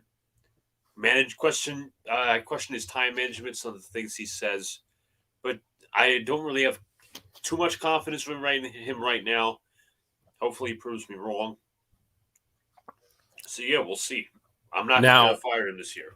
Now, here's another question I have for you before I have a lot of comments to get to, and I'm also going to include a fun question, at some point because I want everybody here to at least answer it because this is a question relating to Thanksgiving. Do you really see any progress? Because with a rebuild, you have to see progress. I saw progress, or at least I thought I saw progress last year, like Sox Arizona, like Jax Com, as in Jagger, like Nicky, like MH saw last year. Like every Giant fan, or at least every somewhat reasonable Giant fan, do you see progress in your rebuild, or is it tough to determine because Zach Wilson has been injured? In terms of the young guys on offense, there has been progress. The Elijah Moores, Michael Carter's, Elijah Very Tucker's. The offensive line has reached league average status, in my opinion. The offense is getting better week by week. Play calling has been really good for Mike LaFleur, especially the last 4 weeks. That's when he's really been in his bag. So the offensive side of the ball, I got to say, I am impressed with the progress. Defense has taken a fall back, and it's not necessarily, to me, I don't think it's like the young guys that are going to be staying here long enough. Like Bryce Hall and Michael Carter II are going to be staying here for a while. There are two very good corners. What about Brandon Echols and Jason Pinnock? Brandon Echols, he's inconsistent, but I think he can work through that. He's been okay as a cornerback too. Jason Pinnock's going to be a depth guy. Well, Quincy Williams, I think he was waived by the Jaguars. He's a playmaker. He's not a good coverage linebacker. He's like a reserve guy. Yeah, he's a good reserve guy, good depth guy. He's a good playmaker. He's a good tackler, but he's not a good coverage guy. So he's one defined as a tackle linebacker. C.J. Mosley regressed. Defensive line, I say, has regressed. Quinn Williams has disappointed. I thought he'd have a little more sacks this year. JFM's kind of disappointing with his what would I say, the contract. He hasn't lived up to it, the extension necessarily. Sheldon Rankins is here for another year. So not enough progress on the defensive side of the ball, really. Now, and the play calling hasn't exactly been good with Jeff. Now, obviously, on draft day or on the draft days, I criticize your team because I said, why are they drafting linebacker hybrids all the time, right? And they also drafted how many cornerbacks? Well, I have an actual serious problem with that. That's actually not casual. Coming into the draft, your edge position, your whole pass rush, because you guys run 4-3, your edge, your defensive line was your main guys that could get to the quarterback. Right. John Franklin Myers, Quinn Williams, Carl Lawson. Obviously, Sheldon got Rankins. injured. Huh? Sheldon Rankins, too. Sheldon Rankins. But even you put a Sheldon Rankins aside and you just have, the guys that I mentioned. Why are you not building the pass rush, but you're drafting how many linebacker safety hybrids, and then you're building up the secondary? See, that's the problem I have, because that's what really the Giants did, in my opinion. They ignored the edge position, and once again, you guys signed Carl Lawson. That didn't work out. But the Patriots, in my opinion, were one of the first teams to start going out there and just drafting secondary. It worked for them for a while, but now they recently admitted within the last 2 years, we need edge help. So they finally got Josh Uche, who is on injured reserve. Chase Winovich is a non-factor because all he plays is special teams. And then now Matt Judon is obviously the number one guy. He's got 10 sacks this year so far. Yeah. So that's where I disagree with what the Jets have done, because it's a lot like us. We thought, and I'm not saying they're trying to mock the Belichick way. There is no connection there. Because why would they want to mock a rival? Defensive linemen, so. Huh? Saleh does love his defensive linemen, so. Right, but. Yeah, I know. They'll fix it. I'm confident they'll fix it. But, we'll see. We'll see what happens. Let me get to these comments in just a second. Drinking a lot. Let's see. I got to do a lot more talking, obviously, because the number 3 is not here tonight. Leonard Williams was such a waste of money. I knew he wasn't worth his contract before he had his breakout year. With the money we paid him, we could have kept Zeitler and Dalvin and another impact player. There's a lot you could definitely say. There is a lot you could definitely say. Personally, and Adoree Jackson's good for the Giants. He's been one of their best defensive players. That I know he's got the dropped interceptions and stuff like that. But there's a lot of questions, where you could have allocated that money. Giants were never going after Joe Thuney because they believed they had the O-line in the future. Anyway, I really wouldn't have believed in getting offensive line in free agency. But you could have attacked other positions. You could have kept other players. Kevin Zeitler's doing a decent job, if not a fine job, in Baltimore right now with the Ravens. You stick him with Thomas, who is a cornerstone player, who is one of the few cornerstone players on this franchise. If Nick Gates doesn't get hurt, that's a change. But let's take another path. Let's take another timeline. Let's just say the Giants kept Zeitler somehow, but they still let Thomas go. Let's just say they kept Zeitler somehow, and I know I'm really illustrating this in a weird way. Let's just say they kept, and I'm going to say it the 9th time in 2 minutes. Say they kept Zeitler, but the same timeline is the same, where they have Adoree, they have Kenny, they have all these guys.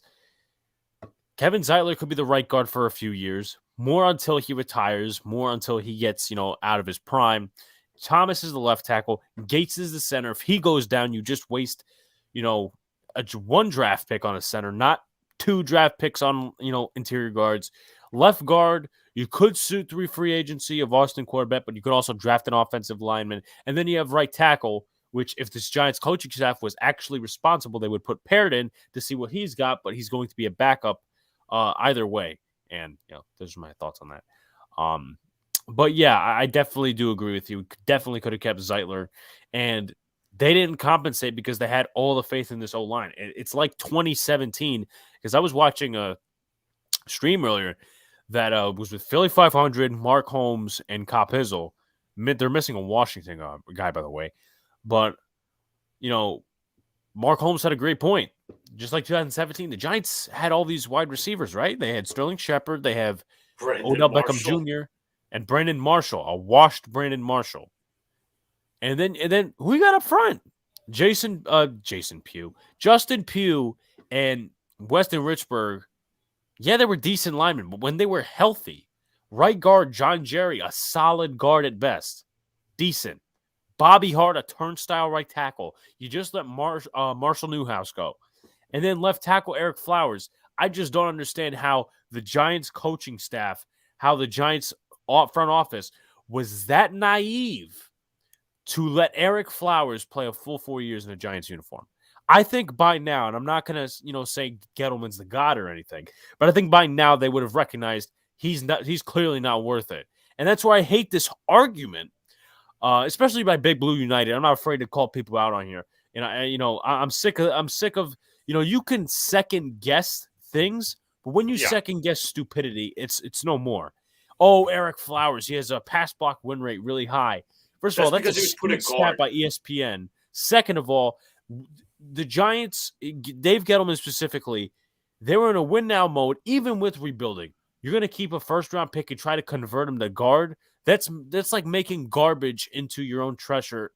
And, even the Jacksonville Jaguars, later on that year, they got Eric Flowers. They claimed him from waivers, I believe.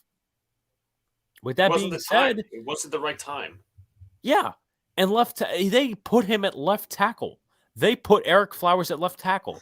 Then Washington found out the next year, okay, put him to guard. Then they traded him to Miami. Wasn't good enough. But Austin Jackson, their left guard right now, isn't great either. Then they send him back to Washington. He's doing good over there. Fine. Go and root for his success, a man who shit on the New York City, in the media and the franchise and the fans. Go root for him, bud. Because I don't mean to go off on a tangent, but I'm sick and tired of these people just trying to be right, trying to justify something. If you don't like some of the things that Dave Gettleman or Joe Judge has done, yeah, fine. You have your own obligation, state facts behind it. But don't ridiculously tweet. Dave Gettleman did this. Dave Gettleman did that. That's what I'm sick of. I don't come on here. I said from when the Giants, were trashing the season, they still are trash.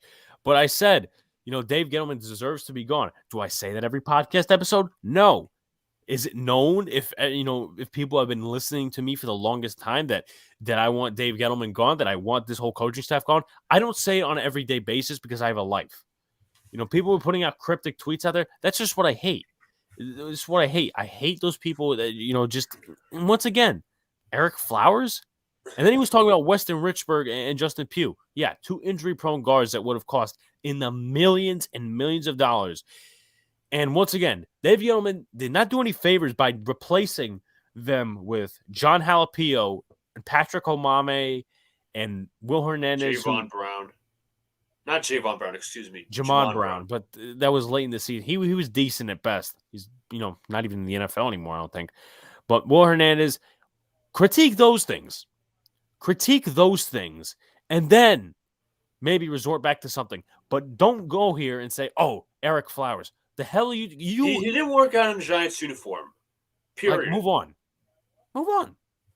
Like Daniel Jones, that's a different story in my opinion because Daniel Jones was put in a really bad situation. Eric Flowers did nothing at all to make himself better as a tackle and did that's it. That's what I have to say. Luca, you have any thoughts on actually what I just said? Let me just. I know I was going long with this. Let me just ask you: when are you getting your pizza?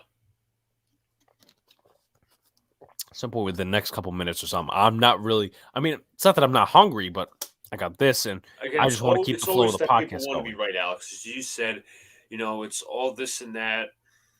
And I don't know. Maybe it just bothers me. And this is not me being wrong on Dave Gettleman. I will admit when I'm wrong, but all I see consistently is, okay, well, Garrett and Gettleman, now that Garrett's gone, Gettleman. Since when does the GM go before the head coach? I mean, Never. what And praise? no functional organization does that. Let's be real. What praise? What does Joe Judge deserve praise of that he gets? The amount of just praise that he gets. What has he done? What has he done this year? What has he done? And then people saying, "Oh, we need to give Joe Judge a couple of years." You're not giving him a fair shake. You might as well. Obviously, a lot of Giant fans agree with this. Might as well go back and say, "Well, we gotta, fire Gettleman." Obviously, a lot of people said that at the end of 2019, and 2020 came. Obviously, then give Dave Gettleman or Kevin Abrams a few years with Joe Judge. Doesn't make any sense. If you're looking to go ahead and win now in 2021. And if this team truly wanted to give Joe Judge a few more years because he's a rookie head coach and they don't know what's going to come in 2021, then don't focus and say, okay, we need to make the playoffs, because that's just bad. How can you football. develop? How can one head coach develop when you have a win now roster? That's my question. You can't. You're doing two things at once. And it's the problem with this organization the last couple of years is, try to do two things at once. Try to do two things at once. You're trying to win and you're trying to, sit here and I'll explain. I'll get to that in a second, Nikki. But you're trying to win and you're trying to rebuild at the same time. This whole Dave Gettleman tenure, which also Mara's a part of, but Dave Gettleman, this whole freaking tenure has been about doing two things at once. You can't kill two birds with one stone, especially in football. You got, 2018. Obviously, they traded some defensive pieces away, but they did nothing on the offensive side of the ball. They didn't trade any, they traded OBJ, but that was one trade. They signed Golden Tate. They kept Sterling Shepard. They signed Sterling Shepard to an extension. They signed Golden Tate. They signed Mike Remmers. They signed Kevin Zeitler. They kept John Halapio. That is not at all what they should have done. Rebuild two things at once. Rebuild the defense and the offense. That's where you could kill two birds with one stone. On the defensive side of the ball, they even screwed that up because, Marcus Golden was good. They didn't assess edge. They waited till the third fucking round to take a guy from one of the smaller schools in the country, also known as Old Dominion, and said, okay, this guy's going to be a star for us. 4 sacks was the ceiling for O'Shane Ximines, because he's going to be cut after this year. Whether the Giants keep Joe Judge, they don't keep Joe Judge, whatever the story may be. It's sickening. And then going back to that, they drafted 3 different cornerbacks. They drafted Baker, who didn't work out. They drafted Ballantyne in the 6th round, who didn't work out. And they drafted Julian Love, who converted to safety, but is not much of anything to this point. So, can't do two things at once. Can't do that. You can rebuild both sides of the ball at once, even though it's very hard at points. But to sit here and I don't know. Maybe it's just me going off on a tangent, but let me get to this one question. I don't know where Luca is. I think Luca just left. I think he went off to Mars or something like that. Off topic, but does Domino's count as pizza? I'm not from New York, laughing face. It counts as pizza. Yeah. See, here's the thing I'm going to say about that. That, to me, those type of pizzas, like the Papa John's, it just feels like, because it's a chain, it feels like fast food pizza. Because it's a chain. I mean, personally, I would take Domino's over Pizza Hut. I think Pizza Hut is, it's made of cardboard. As Dave Gettleman would say, cardboard. But it's made of cardboard. I now that I'm in New York, I don't eat chain pizza, A. B, I don't really eat, when I go to PA, I don't eat Chinese food. I don't eat pizza. Pizza, like local pizza, whether that is. I don't eat that type. I don't, because it's like I have that shit in New York. So I'm giving you a different perspective. Just a food topic.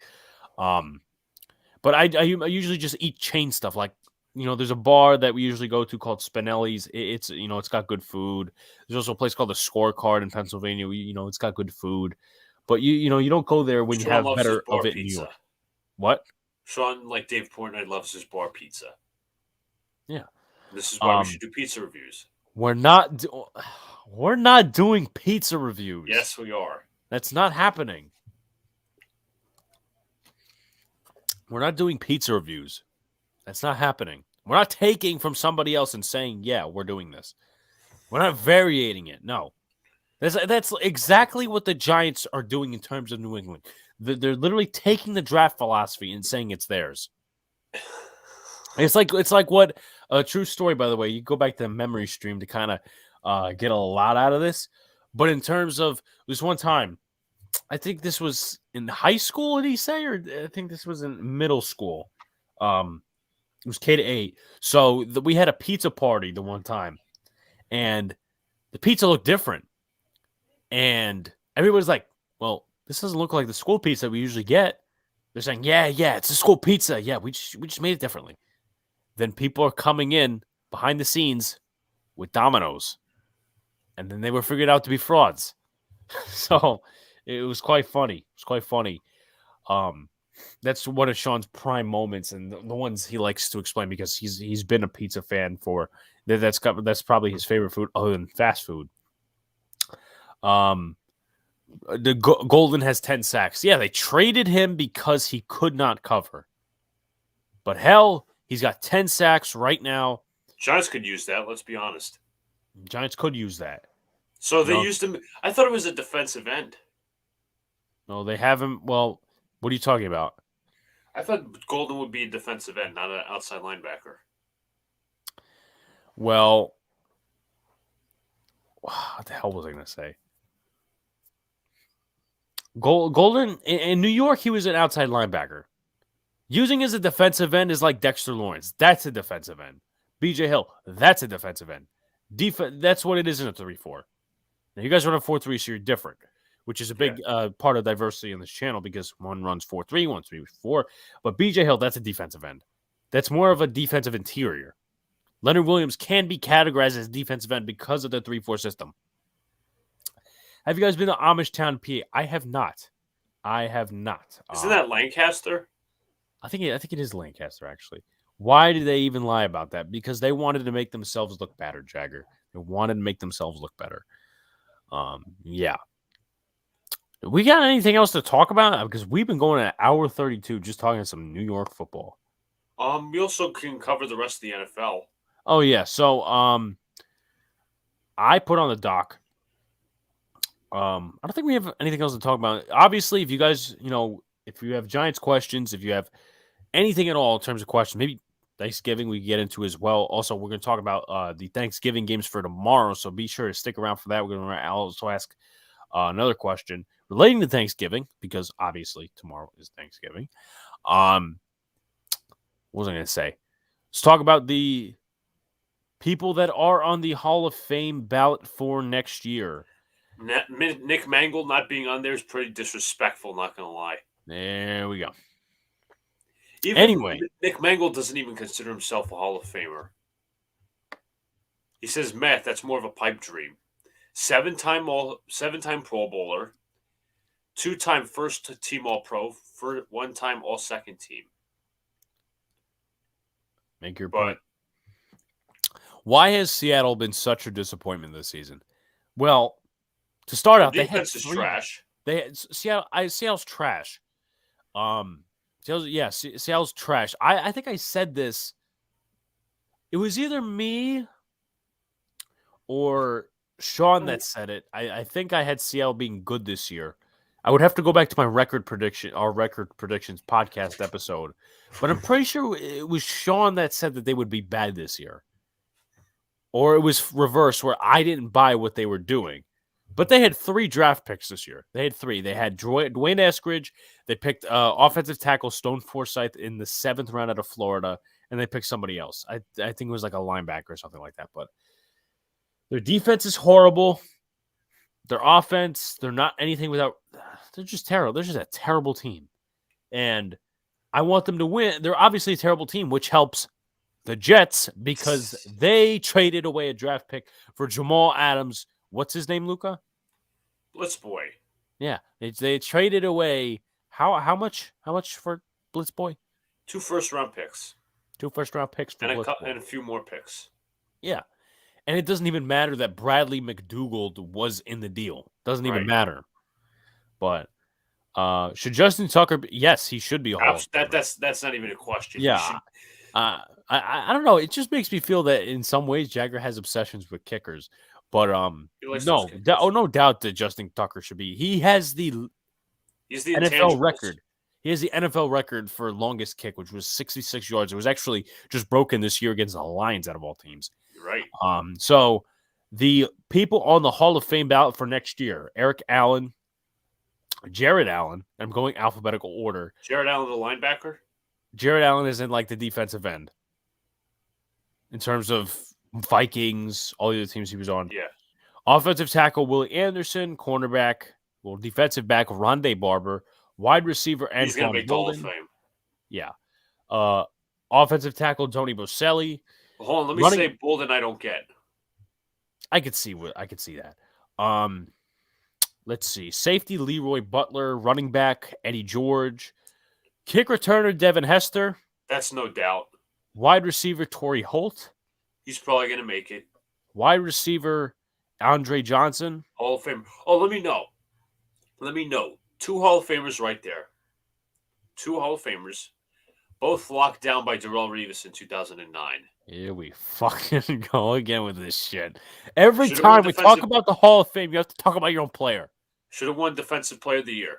But no, Charles really? Woodson. Well, I mean, listen, that's better. That's a better argument than you talking about Josh McCown should have been making the Pro Bowl in 2017. Do you still stick by that? Not really. Not as much. Why? Because us and Justin made fun of you. Yeah, but also let's make the point that a QB should be never judged on wins. Nobody. I mean, yes, but no. Josh McCown had 18 touchdowns and 11 interceptions. What? That's not a Pro Bowl. It was like year. 18 touchdowns, 9 interceptions. That's not a Pro Bowl year. Okay, Nobody he gives a was crap solid, about though. you. You should know, even if it's not fan voting, even if it's not a popularity contest, that is not a Pro Bowl year. That's a Pro Bowl year in the lingerie league. That's like 2 games. They throw 18 touchdowns in like 3 games in the lingerie league. That's they throw 18 touchdowns. They throw 18 touchdowns in 3 games in the Arena Football League. Let me know that in 6 weeks, maybe even 10 in the XFL, that's a Pro Bowler. XFL is probably a Pro Bowler there. And I'm being dead ass with that because the level, even the AAF, Alex, let's be real. The AAF was the AAF rip. They lasted, 2 months? Unfortunately, that was a decent league. Yeah, I watched it when it first started. Also, was it the XFL's coming out next year, as in not in 2022, but 23, but there's also the USFL. Yeah, the long revived league. Yeah, shit. But also as well, isn't the XFL trying to pair with the CFL? Apparently, I heard that was a rumor. Alex, why don't you go through the? I don't want that. Don't interrupt me. No, I was going to say the rest of the Hall of Famers on the finalists. Yes, because Luca has to include Darrelle Revis that sparked the conversation about Pro Bowls. Linebacker Sam Mills, defensive tackle Richard Seymour, wide receiver Steve Smith. Also locked down by Darrelle Revis. Here we go again. Wide receiver, special teamer Steve Tasker, running back Fred Taylor, linebacker Zach Thomas, wide receiver Hines Ward. This next one is probably a definite. Linebacker DeMarcus Ware. Some people say he hasn't been good since 2007. Wide receiver Reggie Wayne. Running back Ricky Waters. Defensive tackle, Luca will remember this one, Vince Wilfork. So I don't know what happened. I don't know if he gets into the Hall. Well, I don't think he's going to get on the first try, but he'll be remembered for everybody the most overrated play ever. Yeah, really the most overrated play of all time in the NFL. The most memed, the most over memed. I don't think How about this? Why don't they start making memes of Daniel Jones and that terrible They accident? already have. Not as much as Mark Sanchez. We're about to run from last year against Philly. Not as much, dude. They've been memeing this goddamn play for years upon years. It's been hell. It's a joke. Yeah, but Daniel Jones just slipped on turf. Mark Sanchez ran into somebody's ass. I'm not going to go through this why it's overrated again. Oh my god! It's literally the most overrated NFL play of all time. Literally, Mark Sanchez had a hole, and the defensive lineman pushed Brendan Moore into Mark Sanchez. I don't get what's so funny about that. Does anyone else agree with you though? It's not like Mark Sanchez ran in there on purpose. He ran in there by accident. Did you ever ask him? No, why would I? No. Exactly. You don't know.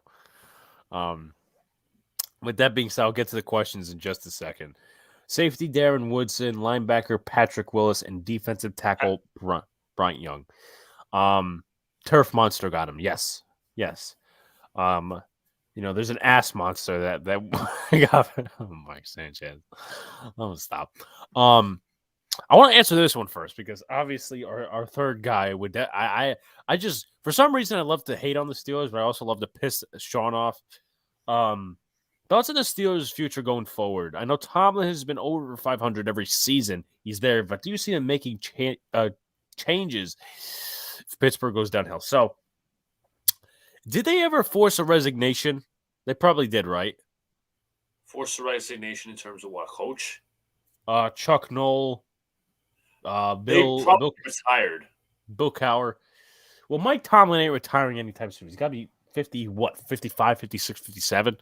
So he's not retiring anytime soon, but I just never – the reason I've never felt so high on Pittsburgh, especially coming into this year, is because their defense is good. They opted not to replace their quarterback. Yeah. That's a big mistake. Yeah.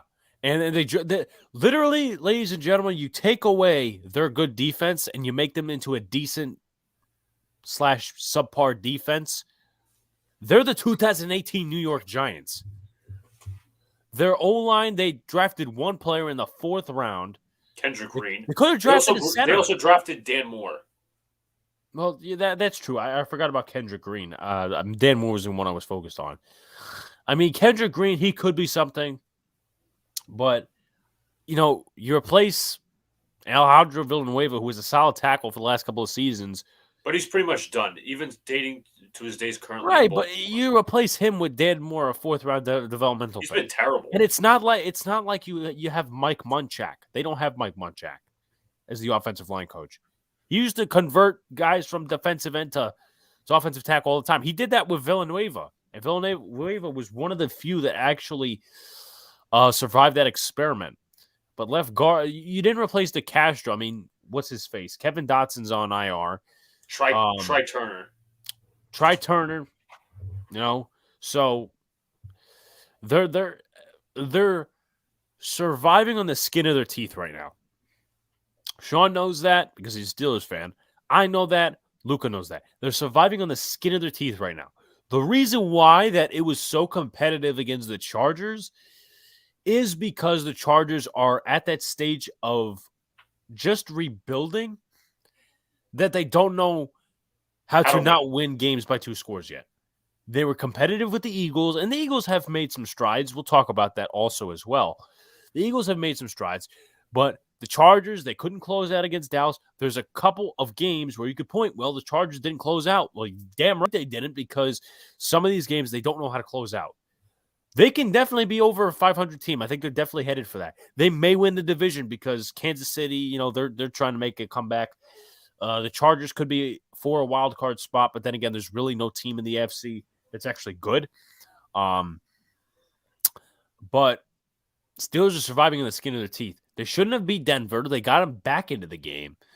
Let's see who else they went against. They're facing Cincinnati this week, who just came off and they beat Las Vegas' ass. Give me 1 second. I actually, my nose is running, and I don't want to blow my nose on air. Give me 1 second. Yeah, the Steelers. If you could talk about the subject while I'm gone for 20 seconds. Yeah. So the Steelers are pretty much, it's going to be all or nothing this year because they re-signed Big Ben to a 1-year contract, which I think is a mistake. As Alex mentioned, battle line. And I'm very interested to see what they do next year. I don't know if they're probably keeping Tomlin beyond this year. They gave him a contract extension. But you know what it is? I'm not very hopeful. I think it's, you know what? I hate to interrupt you, but you know what I think it is? I think it's like a Hal Steinbrenner, Aaron Boone situation. They're afraid, and Pittsburgh's not a big market team, but also the salary cap helps them, and they're going to have a lot of cap space next year. The problem is that I think they're kind of like the Yankees, where they're in denial, and they don't want to rebuild some of the things because they're afraid of failure. Right. Like Mike Tomlin, he's a good coach, but how much longer is he going to stay in Pittsburgh? I mean, I obviously know that rebuild. If they rebuild, if they do rebuild, but that's very unlikely. They're so committed to Big Ben, like the Giants were committed to Eli. They drafted a running back to kind of prolong his career, but they didn't. I'm sorry, they didn't really take care of that offensive line. I know the numbers are going to be low because Pittsburgh has done a good job situationally of just not sacking the quarterback, or I should say, has done a good job of not allowing too many sacks. I'm going to look up rankings, but their defense, I mean, they got absolutely murdered in the secondary with no Minka, Fitzpatrick. Yeah, definitely. James they got murdered, so they have to have depth there. And Kel Witherspoon, I think they traded for him from they did. Seattle. He's been an absolute trash can. Let's see. Let's go on offense. Let's go passing offense. I want to say they're one of the least sacked. And Ben gets the ball out. It's not like, it's a long develop. So they're actually right with the Giants. Giants have allowed 22 sacks on the quarterback. Pittsburgh Steelers have allowed 21. Let me try to see if there's a offensive line pressure percentage I could look at. Pressure percentage, NFL 2021. If you want to keep talking about the subject, so maybe I can get this up. Yeah, I was going to say, as I said, it's an all or nothing year. How are they going to rebuild? And I think Sean made the point several times. It's not the Steeler way. They don't believe in rebuilds completely. That's where they have that Giants to them, and those families are connected. They are related to each other. So obviously, the old time mindset is just flowing through the bloodlines. Yeah, but why can't I? Obviously, there's pre-rankings. I want to see pressure percentage, though. O-lines and matchups to exploit. I can't look up pressure percentage apparently right now. John Morosi, Javier Baez and the Rangers could be a fit. I mean, that's a small market. He was part of a lovable loser team in Chicago. So I guess that's a good spot. I'll get to this question, and I'll get to Nikki's other question about the Rams, a team I'm very high on. Final question, Woody Johnson, John Mara, or Tom from MySpace? Personally, if you would just ask me Mara or Johnson, I would go with Orr. I think Orr is a very underrated option.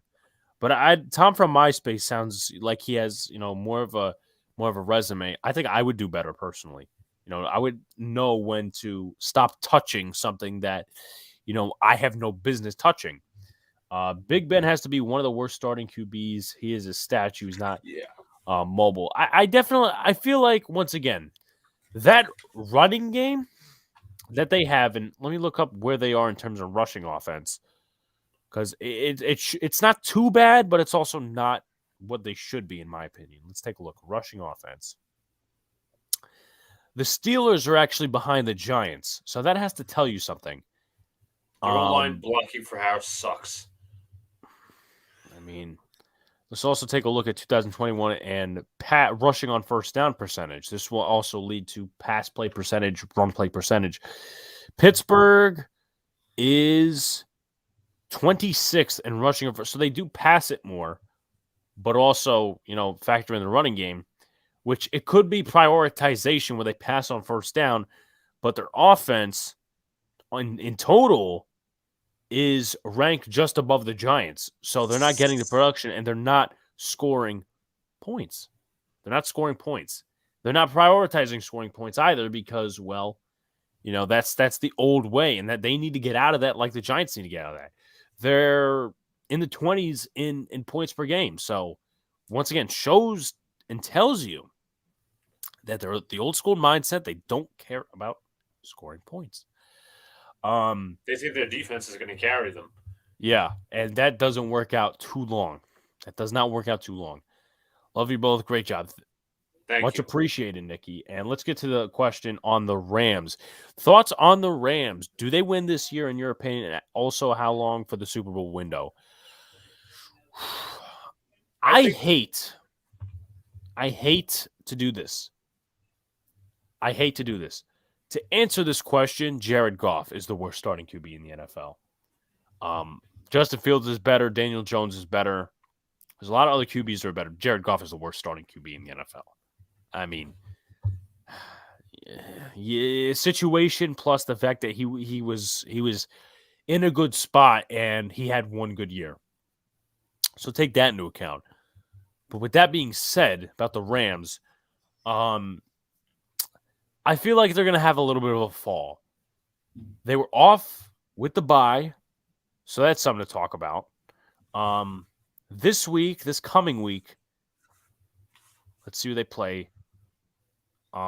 This coming week, the Rams play Green Bay. And it's Fox game of the week. Yeah. So, you're going to Green Bay after a bye, which isn't necessarily the greatest situation in the world. The week before, they got, if I'm remembering correctly, they got crushed by San Francisco. Yeah, before that, they got crushed by Tennessee. So, you have to get back on the train here. Aaron Rodgers is looking, and now he's got the COVID toe, the broken toe, whatever it is. I'm going to take it as a broken toe, I guess. He's not coming off of a great game. A weird defensive game against the Seattle Seahawks. And we all know that both teams aren't, the Packers are actually good defensively. The Seattle Seahawks are not really good defensively. The offense wasn't necessarily. Next live. Don't think it's going to be any part of this weekend.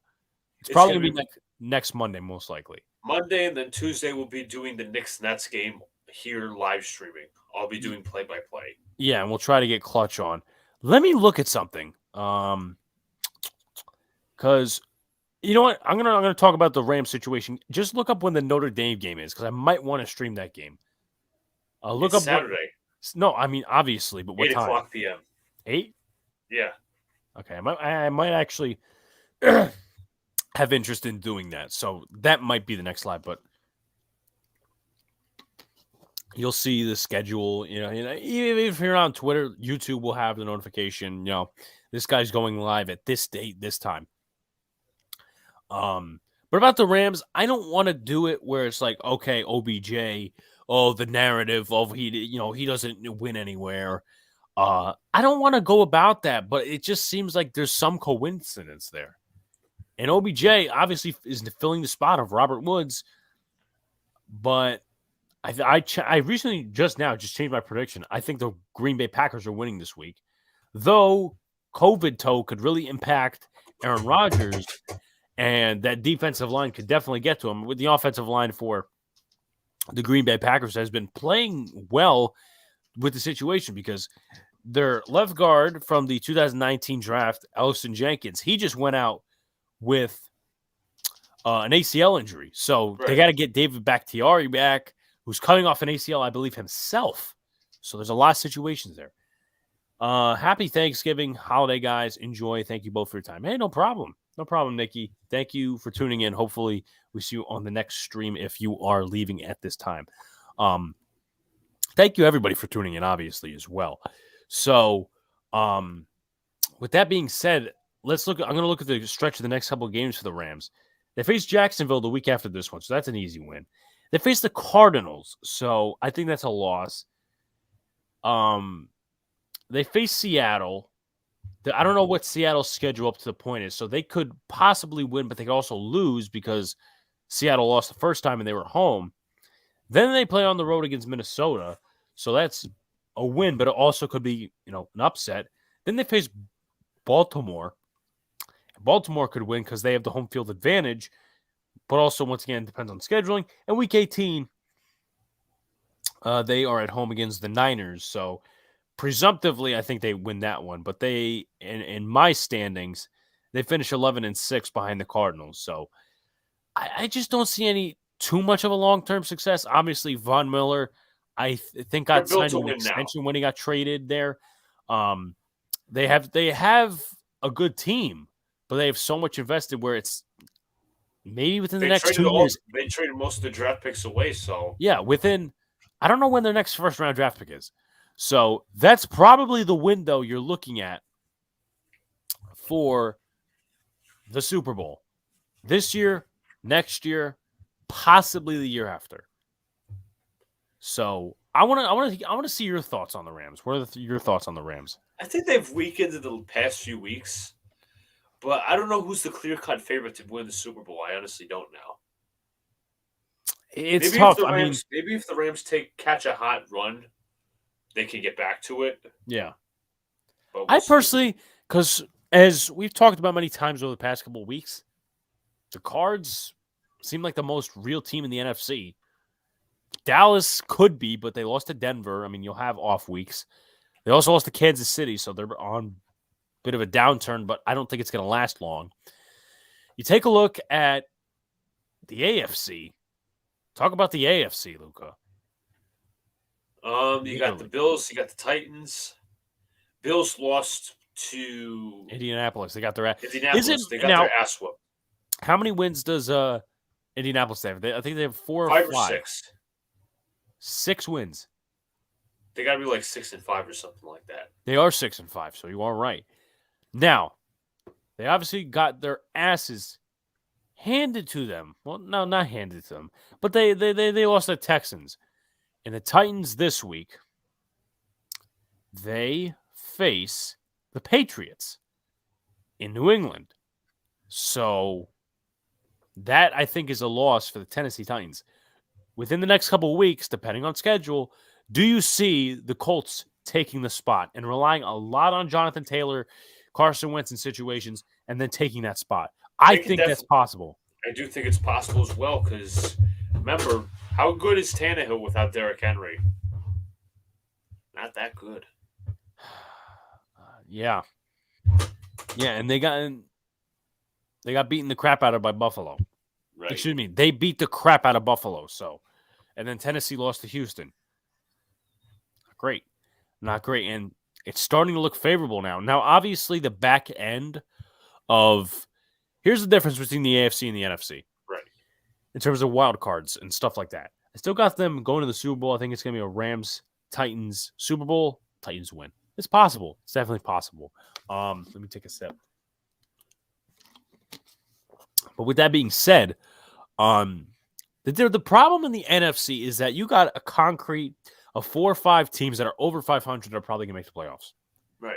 Behind them, you got possibly some under 500 teams. Right. The Panthers may slip in there. The Eagles may slip in there. I'm not going to talk about the Giants because I don't think the Giants have a chance at this point. If they beat Philly, maybe, but I'm not really on that train. Plus, it's not for long-term success. But then again, I would not be opposed to winning like some people on Twitter. But the problem in the NFC is you got 4 or 5 teams that are over 500. The wild cards are likely to be filled with teams that are under 500 and not really deserving of that. That's been the last 2 years, I think, the NFC really has a phobia or has some sort of disease where the wild cards are under 500 or something like that. I don't know. I just remember recent history is not like that. Like 2019, 2018, that wasn't really under 500. Right. You look at the AFC. You have some teams battling for 500, but it's like, who's real? My question is, who's coming out of the AFC North? The AFC North is a mess. I mean, Sean wants to talk about the NFC East. You have one clear-cut winner. Everybody's fighting themselves. It's like the Italian mob. Everybody's fighting themselves, in the AFC North. The AFC East, I mean, it's gonna be weird. It's gonna be weird and interesting to watch between the Bills and the Patriots. I personally think the Patriots could overtake that, but the Bills, if they get back onto a train, in the AFC West, I think it's Chiefs Chargers because the Raiders are clearly on a downfall. I have them losing tomorrow because they're going to Dallas for Thanksgiving, which we'll preview very shortly. And then you have the AFC South, which we just talked about. I think the Colts may sweep up there and actually take the division. So what are your thoughts on the AFC NFC picture? Pretty much what you said. I mean, the AFC North is pretty unclear at this point. AFC South could be between the Titans and Texans. Not Titans and Texans, excuse me. The Titans and the Colts. AFC West is maybe the Chiefs are coming back. We don't know. So it's going to be all fun in the last few weeks. Definitely. Let me make sure so within a couple minutes, we'll probably move into NBA or MLB segments, but I want to talk about Baker Mayfield. Do you want to explain the situation? So the Browns this week lost 13, not lost. They won 13-10 against the Lions. This game barely beat the losing Lions. Baker Mayfield declined to take questions from the media. And then his wife called out his teammates on Twitter saying that they should be tougher. Is this guy always involved in drama or what? What are your thoughts? He always is involved in drama. That's it. That's pretty much that. It's not a surprise. I mean, for me, it goes beyond that because he's got the Progressive commercial. He's got all this, and he's getting a big chunk of money. And I got a update, MLB. Sure. Satsugo is going to the Pirates, $4 million. Okay. What a disappointment he's been. Yeah, he was supposed to be the next best thing since popcorn, and he's been worse than popcorn. But in terms of you take a look at the Browns, and there is a lot of teams out there, like the Titans, like the 49ers, like the Colts of recently, like the Eagles of recently, that have really depended on the running game. Baker Mayfield, in my opinion, really has no room to talk. He has no room to talk. His wife shouldn't be saying anything. Because guess what, folks? You could talk. How do I super chat?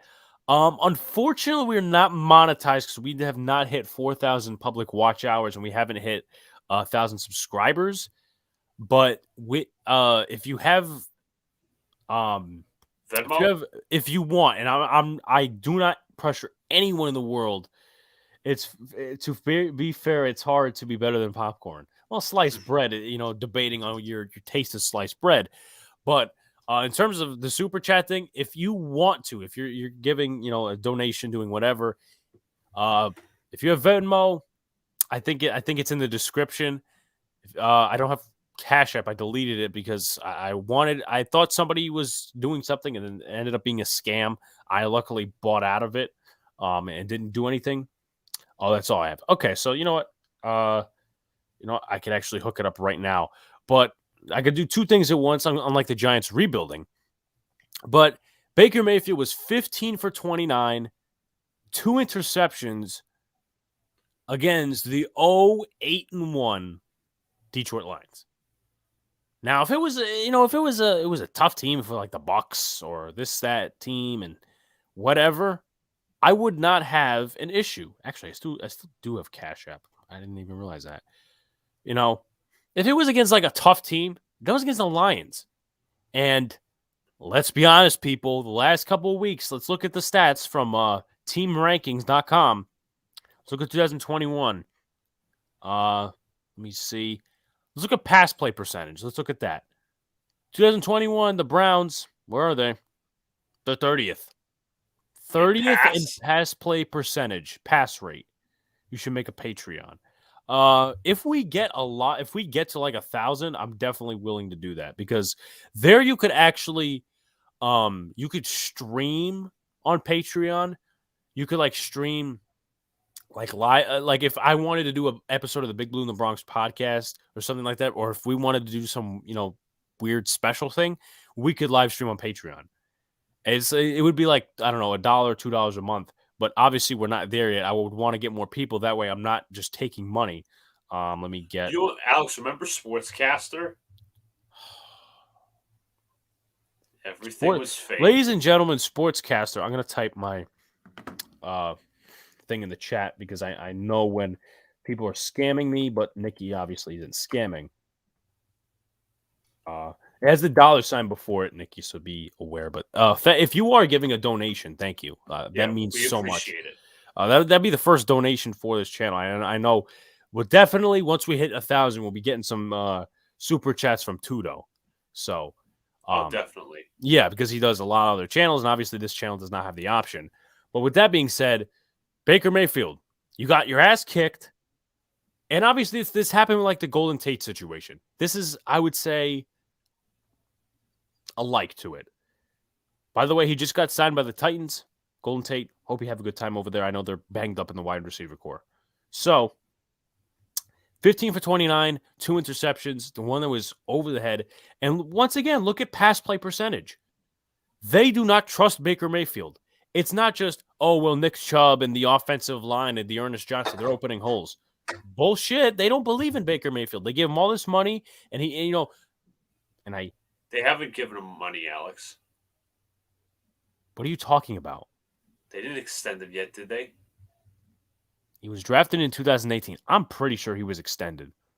Are you sure about that? I want to say that I'm sure about that. No, I don't think you are. Okay. Okay. Mark, I thought he was, but no, he's getting $18.9 million this year, which once again he does not deserve. But with that being said, your team you're clearly doing something wrong as the quarterback. Telling your wife to go on social media and do all these things and get teammates get stronger. Bull crap. You have arguably one of the best situations in the NFL. One of the best. Daniel Jones, Jared Goff, all these other players would love to be in that situation, would kill to be in that situation. But this guy's a spoiled baby brat. And I know I really disliked Odell in his time during after that interview with Josina Anderson and with Lil Wayne. But Odell was not the problem in Cleveland. We could argue, oh, he's bitching about this, he's bitching about that, he's getting paid this, whatever. Odell actually cared about what he was getting on the field in terms of playing time. Because you'll see a lot of these players, they won't try to get on the field. Odell was one of those players, in Cleveland at least, that wanted to get on the field and actually get some targets because he was a role model. He, I believe, is a good person genuinely, but obviously, also congratulations. I think his wife is pregnant or his girlfriend or whatever. But sorry, I can't get on the side that Baker Mayfield's a franchise quarterback. Daniel Jones in that situation would do better than Baker Mayfield. That's my hot take. Because I said before, when we were talking Giants, that Daniel Jones almost needs a perfect situation around him. They don't elect to pass the ball. They elect to run the ball more. And that team would be worse if they couldn't run the ball. But Andrew Berry, I believe his name is, the GM, has done a great job with the offensive line the last 2 years, getting depth players. Once again, it shows. And you take a look at rushing first down percentage, which is something that a lot of teams don't do because of the fact that unless you have a stable running game, unless you have somewhat of a stable offense in terms of the running game that can keep you going, that you can just keep doing it and nobody's going to figure you out, like a team like Baltimore, but they're 5th in rushing first down percentage. You know, it's, I don't know, it's infuriating to talk about. It's infuriating to talk about because you have so many quarterbacks, once again, who would kill for perfect situations, and then, you know, he's filtering shit like this. He's a clown. Because it's coming from a Giants fan because I am jealous of what Cleveland has. You know, They should not. It's hard to say that they should not extend it, but he's a game manager in a perfect situation, which makes me feel I have a hard time believing that in any other, if in the Giants situation, he would be worse than Daniel Jones. Prove me wrong, Luca. What do you say about that? Maybe I'm going. I know too much off the board. I actually kind of disagree with you, honestly. Really? Yeah. I really think that Daniel Jones' problems would still persist in a perfect situation. Like the one read stuff. Hold on, let me pull out the football here. Daniel Jones would still be doing this. He'd look left. He'd be like,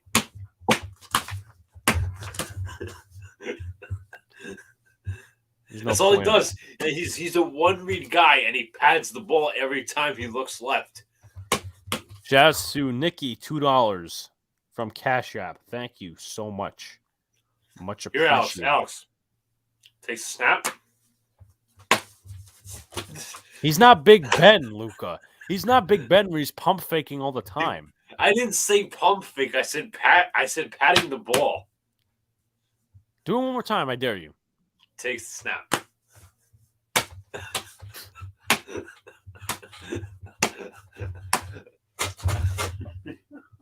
That's your own idiocy. That's your own idiocy. Anyway, Jagger says he's going to head out. See ya. Peace out, Jagger. Peace out, man. Exhibit again. Hold on, Alex. You got to say takes the snap. I dare you to comment on this. Announce this. This is probably one of the weirdest segments I've ever seen in my entire life, but Luca just has to make a clown out of me and my team. Go ahead, Luca. Takes the snap. He looks back, and he's patting the ball, and he's fumbling it in his hands. He's fumbling in his hands, and he's just sitting there laughing. And he's just I don't know what to say about you. Takes a snap again. Thanks. You just enjoy doing this?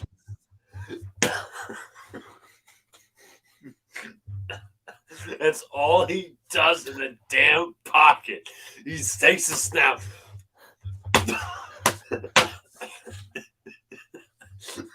You're such a bozo.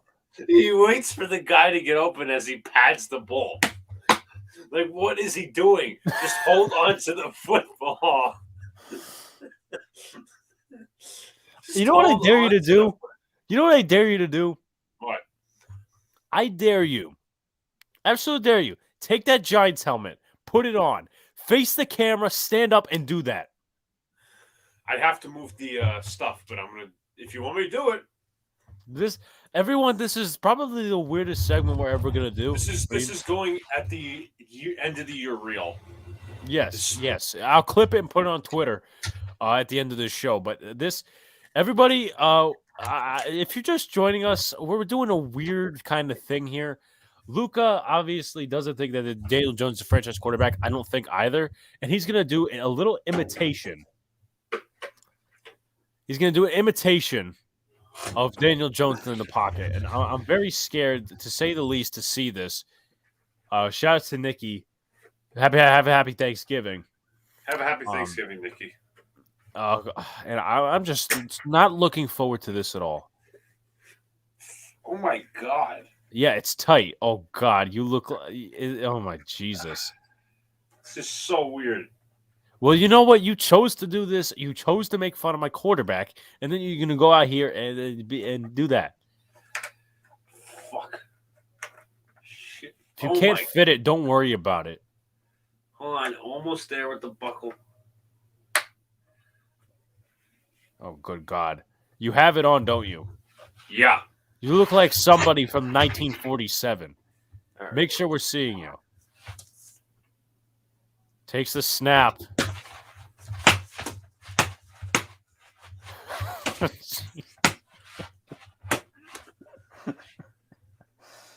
You gotta fumble it. You gotta be accurate. Do it one more time. This is weird content wasting time. Takes the snap.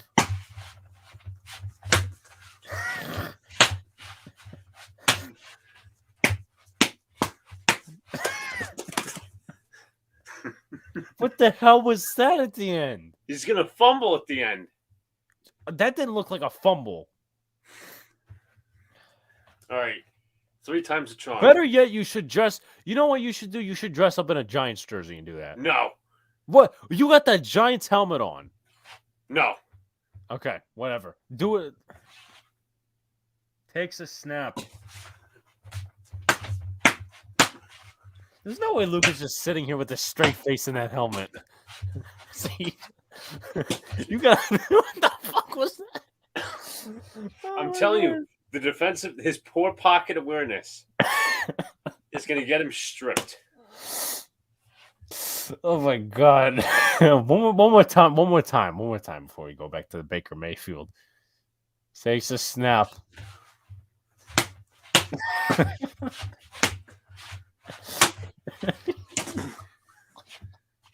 You should fall to the ground on purpose.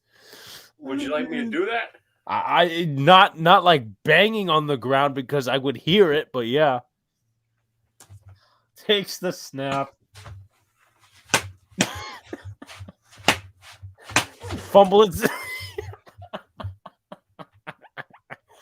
Oh my God. I don't like violating my own players, but that was I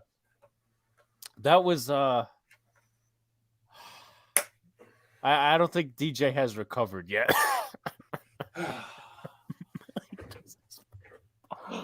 That's going on Twitter tonight. I don't care. That's going on YouTube and Twitter. Because that was like a whole 2-minute segment of stupidity right there. Fine, you clip it, put it on Twitter. You know, if you had your camera facing, yeah, put your Jets hat on, Jets boy. That was pretty weird segment. Not gonna lie. See, if I had more space, I'd be a little bit better. Well, I mean, you could make more space. Yeah. Well, sitting down again. Oh God. You gotta throw it into the ground, throw it into the ground because it's he at this point in his progression he attempts a check down and he throws it into the dirt. All right, take a snap. What is this, the tuck rule? Yes, the tuck rule. All right, takes a snap. This is what the show is about. Not Thanksgiving. We're thankful for the. I don't know how many people could be thankful for this. Not my brother, but I'm talking to the viewers. Yeah, I'm thankful for the Boys in Basketball podcast. And this idiot just. I'm sure Authentic would like something like this. He'd probably die laughing. Anyway, are you done? Are you done? Yeah, I put the football back. Let me put my headphones on now. God, that was the weirdest 4 minutes of my life, and I've done some weird things in my time. Yeah. So this goes on to Luca's point, the whole 5-minute segment of just patting the football. That's really all he does in the pocket. That Daniel Jones would not survive in a perfect situation. Give me one snap where he doesn't pat the ball when he has time. When he hands it off? What? You telling me he has time to pad the ball before he hands it to the running back? I'm in on pass plays, Alex.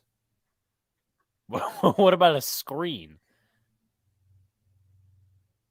I don't think he would do it on a screen. That's too little time. What about an out route? If the person's not getting open enough. Hopefully we don't botch the straight hand ceremony like we do it. I have tickets to the game. I will be okay. I'm gonna do a demonstration. All right, I'm gonna move this. I will literally be sitting. I'm gonna move this too. I will be sitting where I gotta maneuver myself. This is weird. I'll be sitting right here, right 202B, right here, a little further in. I bet, yeah. Plus, some odds are against them because the fact that they are wearing their color rush that they're always losing. Did I they don't wear Color understand. Rush last night? Last night was Tuesday. Monday. Monday. No, yeah, they're wearing it 2 straight weeks. Why? Luca, you're acting like I am the sorcerer of the Giants organization. Maybe they hired you as a puppet. Okay, then how would I be able to criticize this team? Monetization. I don't know. What? I think my lighting actually just got... Okay, now I think I'm good. Back to normal, somewhat normal daily life NFL talk. I think actually, I don't know that we have anything else to talk about in terms of the NFL, because obviously went over... Oh, all right. Got one. How about this? Obviously, we're going to preview some Thanksgiving games in just a minute. Let me put something here. Just do something.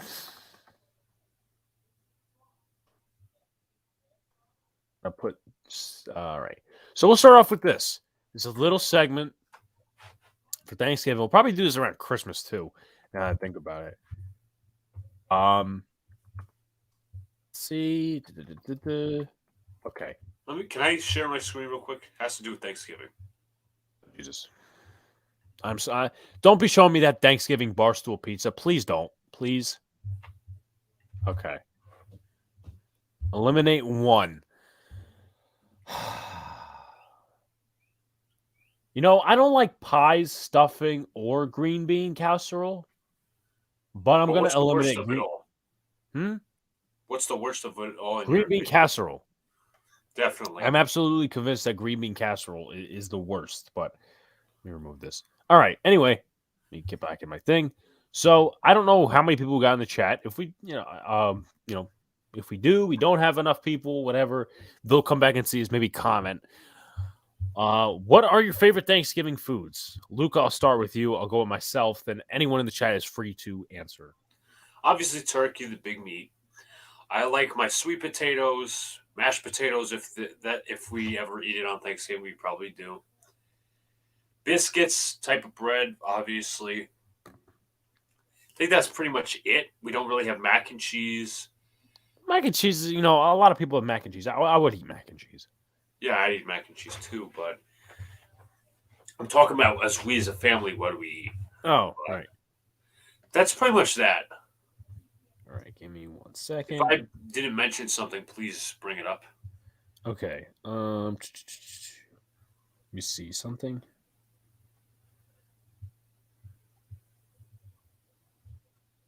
Okay. Anyway. Favorite Thanksgiving food. So, did you bring up sweet potato? Yeah, I said sweet potatoes. Okay. I don't like sweet potato, as you know. You like mashed potatoes and roasted potatoes. I like roasted potatoes. It's just that I don't feel like that's a Thanksgiving thing. I think it's mashed potato. It's all like creamy spoon foods, not just fork, eat it in your mouth, whatever. Let's see. So obviously the turkey, you can't make it dry though. You can't make it dry. You have to baste it with something. You have to put like olive oil. Well, olive oil, no, but like butter on it, margarine, something like that. Whatever you do with your turkey. I don't like stuffing. Was never ever a fan of stuffing. No, I think it's overrated. Yeah. We can agree on that. Mashed potatoes. I live and die for mashed potatoes. Not too thick, not too thin, but mashed potatoes definitely. Roasted potatoes, as I said, it's more of a scooping type food, not just fork, eat in your mouth. It's like serving, in my opinion, it's like serving a French fries on Thanksgiving. What is this? Where we live in? What is this? The McDonald's freaking Thanksgiving Happy Meal? No, you home cook. Anyway, let's see what else. Roasted mac and cheese. Yeah, I mean, I usually don't have it on Thanksgiving, but mac and cheese would be another one as well. Mac and cheese, mashed potatoes, turkey. That's really all I eat on Thanksgiving. I mean, for dessert, I'll have vanilla ice cream. I don't really have pies because pie's not really my thing. I think that's it. Yeah. Nikki says turkey, potatoes, and a hard IPA to watch the Giants on the following Sunday. Yeah, the last time they played on Thanksgiving was 2017, and I was at a party, so I really couldn't watch it. I just had to keep track of it by ESPN Gamecast, which was okay. But they lost the Washington football team. I want to say it was like 17-10. Eli Manning threw like 2 interceptions. The offensive line was terrible. It was just a bad game all around, and Kirk Cousins was okay. And I never watched it. I just watched highlights of it, and I'm like, oh, this team lost again. Then I think it was either the week before or the week next that they actually won to the Chiefs or something like that. It was one of those games. No. It was actually that was the game before Eli Manning got benched. I want to say that was. It was Thanksgiving. Then, like the week of December 4th, they said, Eli Manning's going to get benched. And then we all know what happens there. Very strong beer. I personally, obviously, I mean, I could probably get fucking arrested for this, but I don't care. There's never my thing. YouTube channel. Oh yeah, no more YouTube, no more nothing. But I like Mike's Cold Hard. I mean, I know people consider that a wussy drink, but I don't have any problems with that. Let's see what else. Mike's Cold Hard, champagne's okay. I'm not really a beer person, me personally, but we'll see. Well, I have how many more years of living to experience and expand my palate. Next question before we go into the Thanksgiving preview games. What are you thankful for? I'll start out with Luca. Family, friends, sports, food, pets, the essentials. What, and the fact that you could pound the ball like Daniel Jones? Oh no, I shouldn't have said that.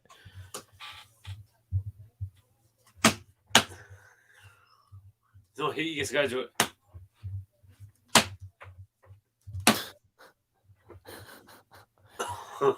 That's gonna be a living segment.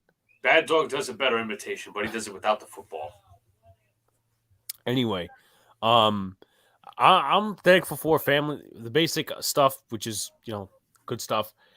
Family, friends, technology, the stuff I have. Starting this YouTube channel, subscribe. Yeah, definitely. I'm always thankful for that because without you guys, this channel don't exist.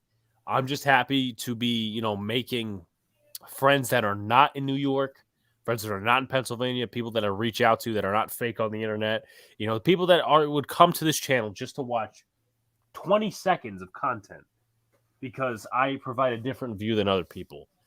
And, I think it's going to be a fun time this weekend. Obviously, Luke will be rooting on the Giants this weekend. Give me 1 second. Was he snorting coke? I'm not snorting coke. I'm actually blowing my nose. But it looked like you were diving down. Oh yeah, I'm diving down. Okay. But it's gonna be so exciting once again to see some of the people that have been creating content, the Entertainer, Talking Giants, all those other guys, at the tailgate this weekend. It's gonna be fun. 9 a.m. Doing some fun stuff. We're doing it. Gotta watch the game. Uber, right? What? Oh, how are we getting there? Uber, and then coming back. We're taking the coach bus. It frees our asses off at 5:00. But I'm just thankful also to go to a game, but thankful for everything I have. So that is me. If Judge doesn't work out, would you prefer Jim Harbaugh or your young mind? I would not take Jim Harbaugh. Didn't he just get extended? Yeah. He's going to be there for a while now. Yeah, he is not going anywhere. I would not take him even if he was a free agent. I would say definitely young mind, but also you have to pay attention to, like, this is one of my narratives at least. I don't mean it to be like, media narrative or a talking point of the radio, but a lot of these QB gurus end up being bad head coaches, or at least not competent ones. What about Kingsbury? Cliff Kingsbury's one. He's a good head coach, or at least has grown to be from the college level. Matt Nagy, not a good head coach. Adam Gase, Pat Shurmur, to some standard Doug Peterson. What else you got on that list? There's a couple others. You could have your say about the defensive Jason guys. Garrett. Okay, to some extent, Jason Garrett, of course. So yeah, there's a lot of guys out there that you can make your comments about and do whatever. Let's talk about these Thanksgiving games. So Jared Goff is likely to start this week, start tomorrow, against the Chicago Bears. Andy Dalton is going to be playing. I'm rooting for the Lions. I'm rooting for the Lions because I want the Bears to lose and the draft pick to be higher. So, what are your thoughts overall on the game? Pretty undesirable, if you ask me. Obviously. Let's see. I feel like Louis Riddick is a popular opinion for GM because he works for ESPN. Your thoughts? Yeah, a basic analyst. To go along with that, some people think he should be the GM. Some people don't think he should be the GM. He's right on a lot of issues, but the way he would resolve it is so out of touch. He wanted Dwayne Haskins. He wanted Saquon Barkley for the Giants. He wanted the Giants to keep Odell. He wanted the Giants to sign Landon Collins to a contract extension. The Giants would be in sheer utter hell, probably more than they are right now, if they had done all those things. So I would absolutely not like Louis Riddick as GM because he's one of those guys that's like for the. I got something for you. This is perfect. Oh, I mean, I don't mean to make fun of somebody's death, but there's an obituary of a 76-year-old Pittsburgh area man that he says he passed away after a long bout with the Pittsburgh Steelers. That's an interesting obituary. He said Wayne Alexa was at his home. This is the guy who died. Wayne Alexa was at his home with family when the Steelers went into overtime against the 0-8 Lions, and that was all he could take. I mean, somebody says try being a Jets fan. Well, he probably. I don't mean to make light of anybody's death. Probably would have died sooner, but rest in peace, my man. Rest in peace. Better GM, you or Lucas? Who would be a better GM? Luca, who do you think? You or me? I'd be the better GM. I would take myself. But Louis Riddick is like more the popular opinion. Like, let's just say, Trevor Lawrence, let's just say Trevor Lawrence. He was in the 2019 draft class, and Giants picked him if Louis Riddick was the GM, and he doesn't work out. That's the popular decision. All what the media says is what he says and what would have done as the GM. Would have drafted Haskins, would have drafted Barkley, would have signed Landon Collins to an extension, would have, kept OBJ. That's the popular crap. That's how you keep the fan base on board until you start losing. So, no, I would definitely not have Louis Riddick as my GM. But the Thanksgiving games, obviously, Lucas said it's undesirable. Pretty bland explanation. But, first game, it's Bears-Lions. They're in Detroit with fans for the first time since 2019. David Blow started last year against Mitchell Trubisky. So I am expecting the Bears to win, though I am rooting for the Lions. Which teams will qualify for the FIFA World Cup? Potato, I have no idea. But shout outs to you, man, for being, I think was it like 4:40 in the morning, 3:40 in the morning where you are? So you're obviously on your work grind. Thanks for stopping in, bud. But Andy Dalton versus Jared Goff. That is bottom of the league if you could get worse than that. I don't know why the Lions and Bears have to feel like they have to play Thanksgiving every year. Someone said something about a 100-year contract. I hope that's not true. I really hope that's not true. But the Bears, I think it's the Lions or the Bears. One of those two teams has always been, a Thanksgiving team. One of those two teams. I think the Bears just have I don't know, whatever the situation may be. I would expect maybe in next couple of years that they do pull out of that. I don't know, but I want to root for the Lions. I think the Bears are going to win, and Anything else I got to say about? I honestly think the Lions could pull an upset because you have the Chicago Bears. They lost to a Lamar Jackson-less Baltimore Ravens, and the Lions. They have been on the uptick in terms of competitiveness. They tied with the Steelers, and then Cleveland. They lost by 3 points. And just to note, for context, we were talking about Baker Mayfield earlier. Well, let's just say that what was I going to say? Let's just say that the first half was belonging to the Cleveland Browns because they scored 13 points in the first half. The second half, the Lions scored 10 points. No points for the Lions in the first. No points for the Browns in the second half. So it was close. Yeah. Though I didn't watch the game. I only watched a couple of highlights. Favorite Giants YouTube content creator? I like you, Tana, Bad Dog, Online Big Blue, Hub, KB, Pizzle, Fisk. We have the best content. We have a lot of KB? Content. Remind me, I'm sorry. Luca. I'm drawing a goddamn blank. Give me a break. Luca. Kid Blue. I'm sorry. Yeah, but we definitely have. I mean, I don't know what other fan bases are like in terms of content creating and stuff like that, but I think we definitely have a powerful fan base in terms of content creating. Twitter's not always great, but YouTube, you get analysis. It's something other than the talking heads on TV. Put it that way. That's what I could say. So I think the Bears are going to win tomorrow, but I'm rooting for the Lions.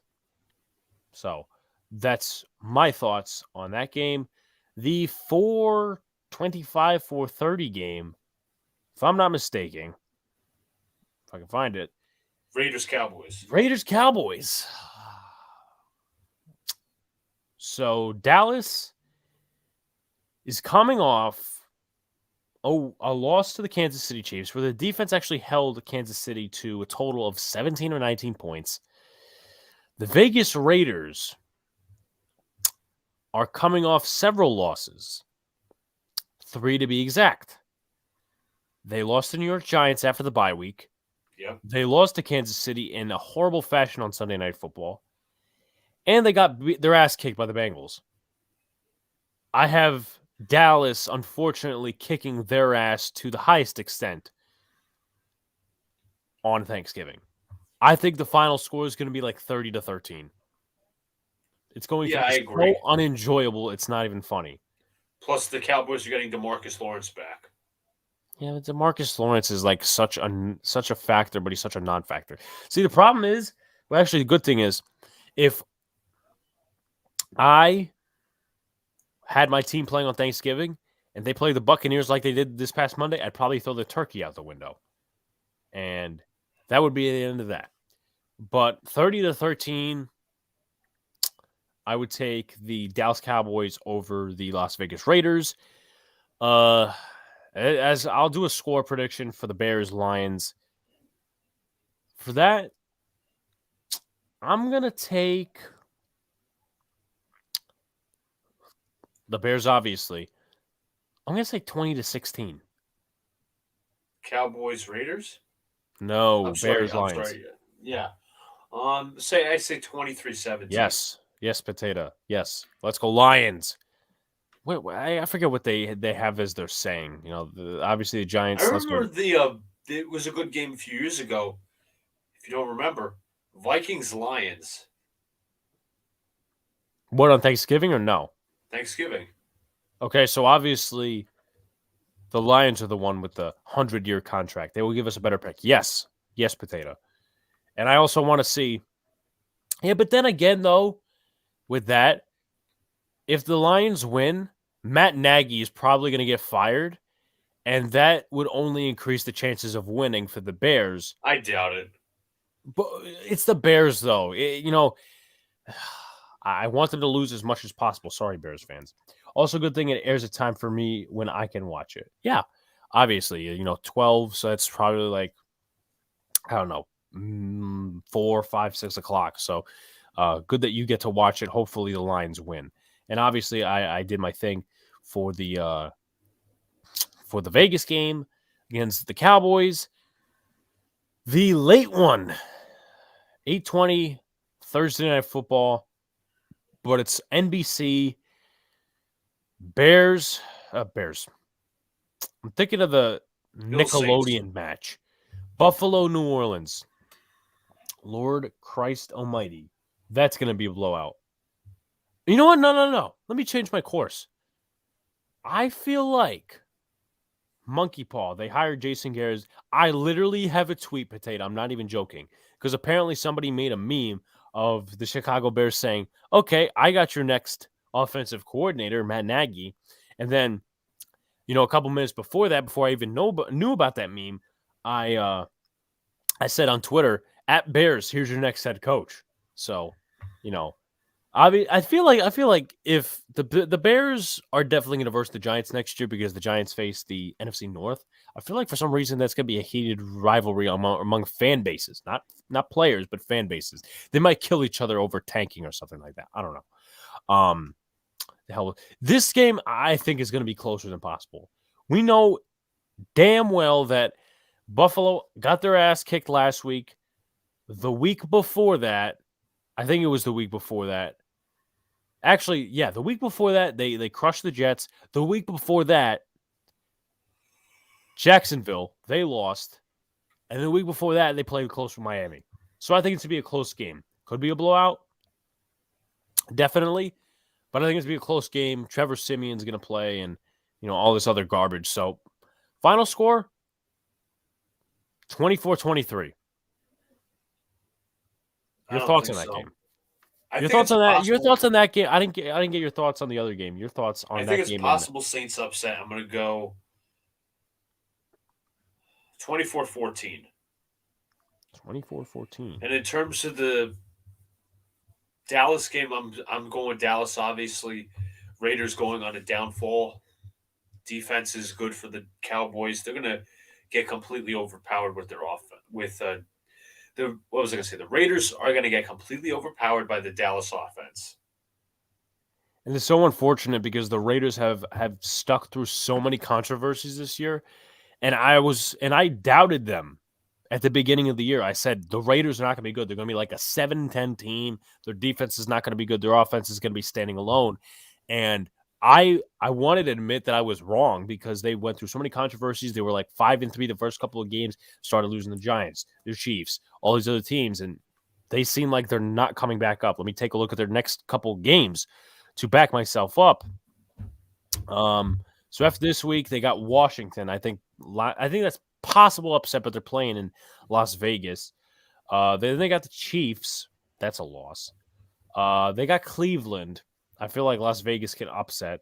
They got Denver, in which I think Denver can win, depending on which team does worse within the next few weeks. Then they got Indianapolis, so I got them winning in terms of Indianapolis. And then Las Vegas, LA Chargers. I feel like the Chargers may pull that one out because they'll be a more developed team by then. But then again, it's going to be week 18, and they may be playing for a playoff spot. But to answer Nikki's question, I think the Chiefs will win the AFC West, the Chargers trailing behind. So it just crazes me. I'm looking at my predictions now. I had all teams just being above 500. I didn't even watch Monday Night Football this past week because I love sleep more than watching my Giants get pummeled. I stuck it out on here. I mean, I said, I think if I was not streaming, I think I said this to Luca on the live stream, actually. If I wasn't streaming, I would have went right to bed. If I wasn't, a content creator, I probably would have went right to bed because what do I got to watch this garbage for? Yeah. Okay, I'll get the flares and stuff ready so we can do a European-style fan rivalry. Yeah. I'm guessing that's the way the soccer fans do it. And, I'm not a fan of soccer. I'm just generally not, but they seem to know what they're doing in terms of that stuff. I'm going to quiz you. Which team has the most yards per game since week 8?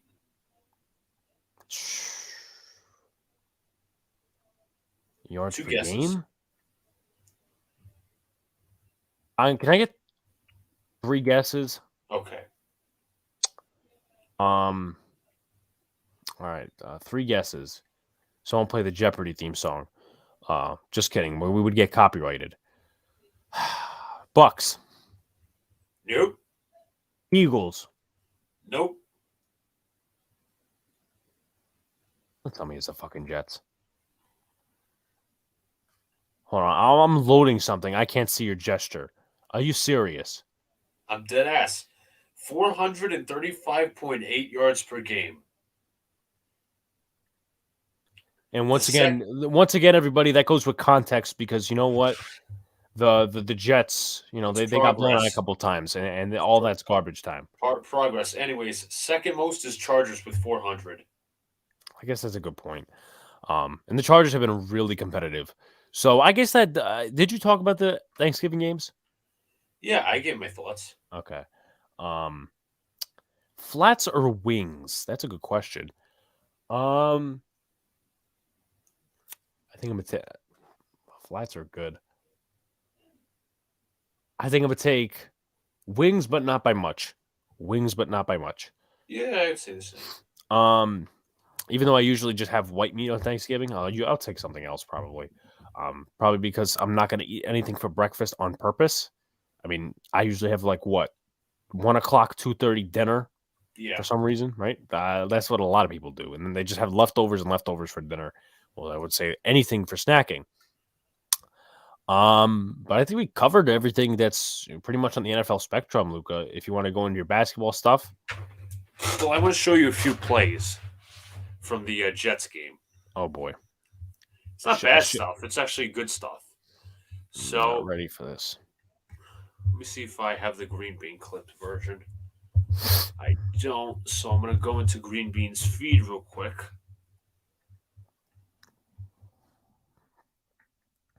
Shit, just give me 1 second. On Twitter, don't play with me. This is going to be about Elijah Moore, and I like Green Bean's video specifically exploring this certain play. I will have his, let's. So prepared, by the way. You focus more time on preparing a segment on Daniel Jones patting the ball than you have your own team. Watch, guys, I suggest you watch Green Bean, the Jets fans video on this. Just came out today, by the way.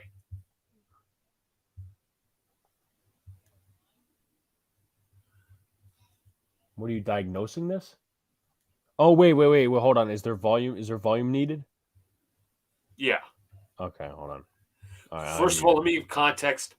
Green Bean's video is about how Elijah Moore is the Jets' #1 receiver, how he gets up all the tension, how he can get the defense's attention and let the others take the pressure off of him, and how he basically is the #1 guy. And this is great play design by Mike LaFleur. Look, here he comes back around. They're like, oh, we know this play. So watch the 3 play. Look at that. 3 players right 2 players right here are focused on Elijah Moore because they saw the jet motion. There. 1, watch what happens. 2, 3. Frozen on Elijah Moore. Frozen. Now, what does that do? Here we go, starting it up. Watch it again. Look at this. 3 players on Elijah Moore. That's 3 people on 1 player. Now, what does that do? Look at our tight. That is a pass to the fullback. Tight end, wide open. It's a pass in man. It's a pass in man coverage, and that's what happens when you have pre-snap motion. The Giants don't know how to have pre-snap motion and proper pre-snap motion. That's not even the point, Alex. It's just saying that Elijah Moore gathered so much attention in that game that you could go to your other receivers, and that's how Mike LaFleur designed the play. Very good job. Very good eyes by Joe Flacco as well. Yeah. And here is another play where Robbie Sabo breaks it down. Let me just share my screen once again.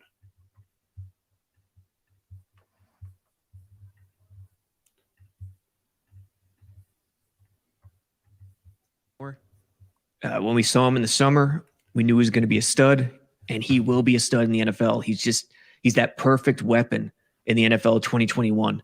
Don't have to be a sideline, go up and get it, high point threat. You just don't have to be anymore. You could do it from a variety of perspectives, and the Jets did the right thing by making sure he's not slot exclusive. Watch it all the way through, stem inside to give the quarterback enough space on the inside, and that's the most important thing. Well, he's smart with his routes, and what he said after the game was important. He said he knew he had to speed up his route here because of the zero look. Dolphins do this often. It comes back to bite him. It's a 5-man rush. They try to game it up front, and 2 guys drop, but it really doesn't do much. One's a robber, one's over the top, it looks like. So it's like one robber with a 5-man rush and probably a couple of green dogs. Yeah, see right here, this man's responsible for the running back. He would have rushed if he didn't go to the flat, because he went to the flat. He's going to take him in man coverage. And same right here. It's a slower get off because he's locked up with the tight end here. And since the tight end is in pass pro, he stands up. That's his cue. He knows he can rush right away. But watch Elijah Moore off the jump. Watch his feet. The release isn't the greatest. Shuffles, but that's fine. No press. Get there quickly. Stem outside. And Byron Jones is in trouble. You can't put yourself outside in this position. I know you have inside help with the safety, but you got to understand the safety's bailing. His back is to you. So you got to play it more straight up. Got to secure the inside, especially when the receiver's stemming outside. That's the key. More, boom, enough room, stems it outside to give Flacco enough room to deliver it inside, and that's the key. So otherwise, that was a good breakdown by Robbie Sabo. It just shows Elijah Moore's adjustments and game-breaking speed. Any more plays? Not on the football front. All right. Going to the next segment, in the basketball segment, I guess? Yes, so last night the Knicks kicked off a crucial stretch with a home victory versus the LeBron-less Lakers, or as we call them, La Punch. Evan Fournier exploded for 26 points last night. I thought he looked more focused on the defensive side of the ball. His shot was going down, which is the most important thing, and he even used some dribble penetration to collapse the defense. 8 or 14 from the field, 6 of 9 for 326 points. I thought Julius Randle had a solid night versus the Lakers. 20 points, 7 of 17 from the field, 1 of 5 from 3, and 16 rebounds. First half, Randle I thought was in his bag. He was really good, whether he was hitting mid-rangers or kicking out to his teammates. But what I thought separated a solid performance from a great performance last night was the unnecessary ISO balls, which gave LA the momentum, and the turnovers were killer as well. RJ Barrett had an okay night as he's starting to find his shooting stroke again. He was good defensively as well. His finishing is concerning. Not enough right-hand use as the defenses are closing in on defending the left hand. And there's just no confidence with that right hand right now. So he's got to keep on using that. Kemba Walker looks incredibly limited. Dribble penetration is lacking for him. And he continues to be a net negative, whether it's on the defensive side of the ball or just the offensive side of the ball. And when does the this is a good discussion topic for it when we have a Knicks content creator on or whatever. When does the conversation start about starting somebody else at point guard? I mean, you're not paying him a ton of money to this guy. This is essentially a rental or a low risk, high reward kind of thing. You only have this guy for like 1 or 2 years. So what do? You do have Emmanuel quickly in the wings, but we'll see. Obi and new hair IQ carried the Knicks home with great energy. Obi continues to be a great cutter, as always, and his mid-range jumper is improving. Obi and IQ's defense continue to massively improve. Spare me the fucking theatrics. There is no reason why Emmanuel Quickly and Obi Toppin cannot get more than 20 minutes a game. I don't care when Mitchell Robinson gets back. I don't care when Taj Gibson gets back. I don't care if Nerlens Noel is playing off his ass. I don't care if Julius Randle's having a good night. This man, Obi Toppin, is a completely different player from last season. The confidence is there. The cutting ability is there. So I hate to interrupt, but apparently LeBron was unhappy with some fans on the court side of the Pacers game, and he I think he got some people ejected because they were harassing him. Yep. So there is no excuse as to why, it's matchup, so it's this and that. Oh, it depends on the team. This guy's improved at every single probably facet of the game. Sure, the three-point shooting needs work. The mid-ranger needs work. Defense is there. The defense has improved. The confidence is just overall there. His post ability, he's gotten stronger. The energy is like none other. So I don't understand why Obi Toppin and Emmanuel Quickly don't get more minutes per game. They are very key to that bench unit, as much as Derrick Rose is as well. Got to give them more minutes. I'll keep saying that all over and over and over again. So next point, which I have in my doc, Quentin Grimes looks very good in 5 minutes, very aggressive defensively. That was his major role, didn't really take any shots. Knicks continue to struggle against the zone defense.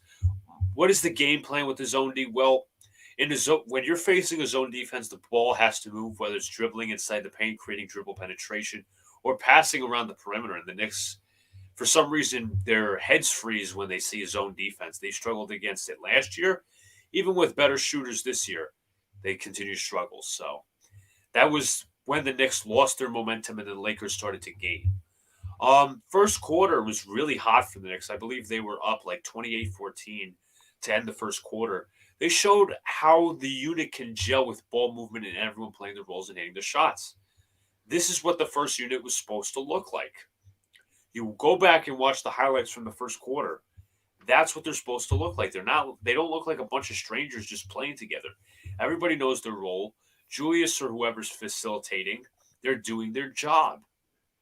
Everybody's doing their job. Everybody's hitting the shots. Everybody's living up to their potential. And one more note on the Knicks, the defense continues to improve. So I got some select pieces of film. First of all, let me point out, the New York Knicks rank third in the NBA in opponent 2-point field goals allowed, with just 24.6 of them per game.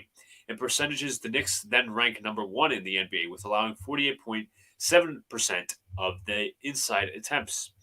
The defensive problems are basically caused by the opponent shooting threes. It's been the defensive rotations that are the problem. So let's scroll down a little bit. First of all, let's point out this casual by the name of Chris Broussard. Oh, here we go. He said, I'm not panicking over any Lakers loss that doesn't even involve LeBron or AD. Well, that's what didn't catch Knicks fans' eyes. What caught Knicks fans' eyes is when Emmanuel Quickly and Evan Fournier are cooking you, you know the Lakers' defense has a problem. Hasn't the Lakers' defense had a problem this entire year? They've been one of the worst units. Tell me you don't watch Knicks basketball without telling me you don't watch Knicks basketball. Seriously, I'm not saying you have to watch every single game, but do your research before you say something stupid like that. You understand that's first take, and they absolutely don't know anything that they're talking about. Oh, I know. We just gotta call it like that is the same unit of people that said Terry McLaurin's washed. So I'm just going. Some people do say that. People do actually say that he is a casual Knicks hater. So, well, I mean, once again, that's Fox Sports. We in Europe, we do like to support our teams. We do choreography, big tapestry flares, and smoke bombs and other pyrotechnics. We also chant in support of offensive chants and fighting. We also bull up, but the Giants have a disadvantage. We had Jason Garrett as our OC. Well, Rome wasn't built in a day, but like you said to me earlier on my premiere, there was also destroyed in a day. So to continue, we got some pieces of film here. First of all, let me set the context of this play. Avery Bradley sets a ghost screen and forces IQ and Fournier to get mixed up. Obi covers for them, and then Nerlens Noel makes a great rotation to the corner. That's how you cover for defensive mistakes defensively. So let's watch the play. It doesn't have to have sound, Alex. Hold on. Okay. IQ has to go up because Bradley's setting a fake screen. This causes Bradley to be open freely, which somebody has to cover. Wow. Toppin takes the rotation, tries heads over to cover Bradley, who's about to shoot the three. He fakes. Then Carmelo Anthony's in the corner, in which Noel defends it perfectly, contests the three, and it's missed. So good defense, good defensive rotation overall by the Knicks. That's what they're continuing to do when it becomes more. Their defense is starting to improve, and that's just one of the signs of that. IQ is just incredible in the fourth quarter overall. Gets the friendly bounce here, but he takes advantage of the Lakers not being set up on the screen. You can hear Melo yell, "You got to get up to Anthony Davis."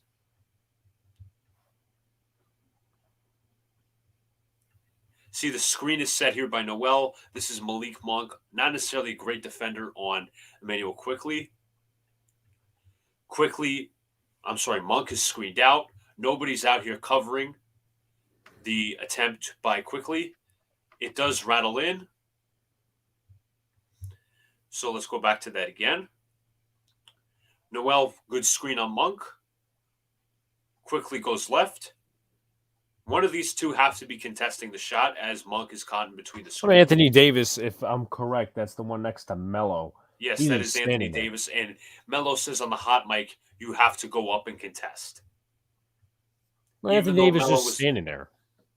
What are you saying, Alex? I said Anthony Davis just standing there. They have no motivation. I think that's just a lack of focus right there. I wouldn't say that's effort or anything. That's just a lack of focus. Well, hasn't effort been a problem for this Laker team? Yeah, when things are down for them, they hang their heads. But it wasn't necessarily on this play. So here's a really good possession I like to wait. I'm actually going to go to this one right here. So this is Obi Toppin versus Carmelo Anthony. So Ariel says, thought Obi did a good job of holding his ground against Melo in the post here. Great dig and recover from Fournier, as well to force the repost where Obi is able to defend Melo out even further. Obi does a good job of contesting the shot. So watch the play. They run. Anthony's here in the post against Obi Toppin. Toppin's improved his defense, as I said. This is Wayne Ellington coming off a screen from Horton Tucker and Davis, both combining to get him open. Now Fournier is defending whether Ellington is going to shoot or not. Good situational defense. It looks like a double team, but it's not. Fournier is in approximate distance where he can both try to double team Melo, or he could go out to Wayne Ellington, contest the shot. Good catch up by Fournier to get in Ellington's face. Passes it out to Melo, holding the ball too long. Melo misses, and a good contest by Obi. Personally, I thought Melo was holding the ball too long, not the point. And we go back to Obi's cuts. Let me just remove this bookmark here. I said this guy is an outstanding cutter. Obi has one of these cuts every game. It seems now it's very helpful to the Knicks guards to have a guy who is able to take advantage of defensive miscues with off-ball movement. That is very crucial to Obi's skill set and to his overall play style. So we're going to see Alec Burks. Randall sets the screen. Davis covering Randall, trying to read the screen. Watch what Carmelo Anthony does to free up Obi Toppin. He's reading the paint. He's reading Alec Burks' eyes. Yet, Obi Toppin cuts and slams it down. So, poor job by Anthony, or is this a zone defense, you might ask?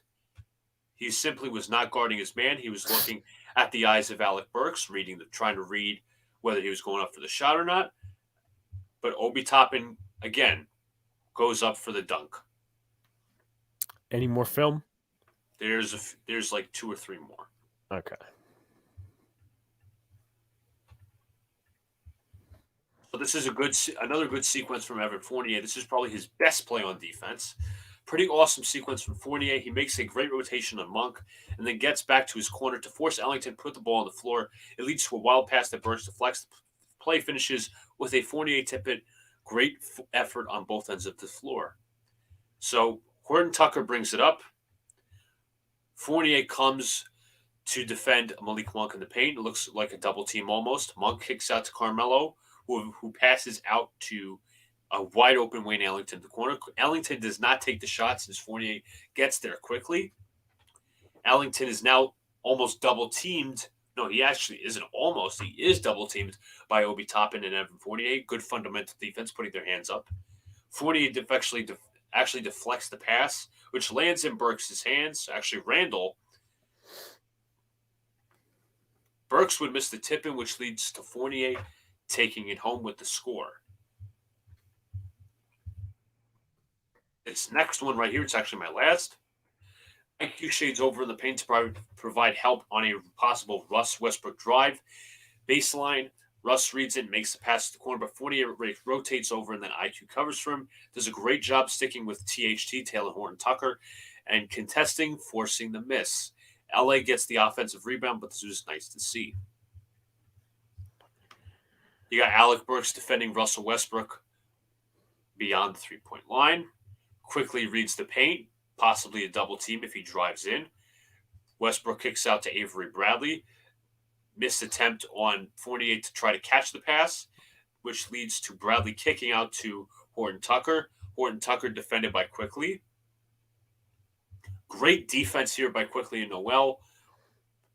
Eventually, this would lead to a bad box out here by Noel, which would lead the rebound to go to Anthony Davis. Eventually, he was fouled on this play, but great defense and great pickup here by both Quickly and Noel.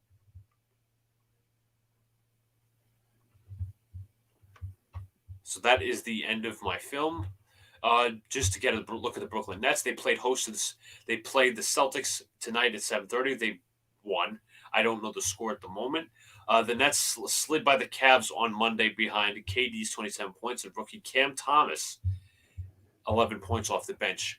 Thomas, as I detailed in my pre-draft process, that he was a great scorer of the basketball. Didn't really have much in terms of intangibles or what he brings to the table, but he was pretty inefficient coming out of college.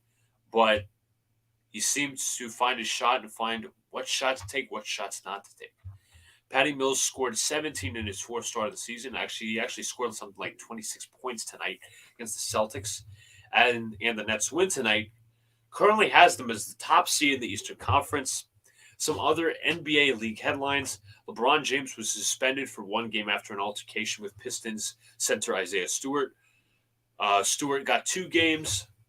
James returned tonight against the Pacers. This would lead to a Lakers win.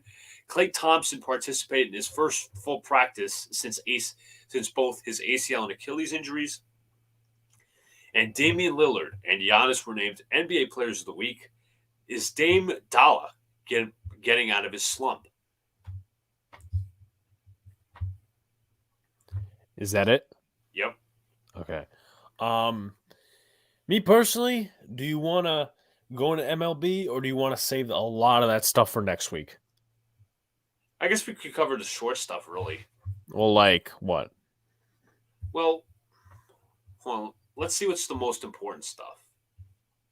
What do you consider important out of all the what we have to cover for baseball? Well, I mean, you could really take big chunks and like save it for next week because nothing will. I mean, I'll be honest with you, Alex. It's pretty minor stuff outside of the free agent signings. no, I understand that.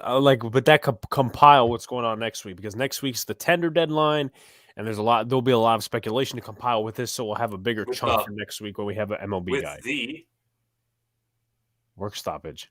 Yes, because next week is the day. December 1st is next week. I believe so.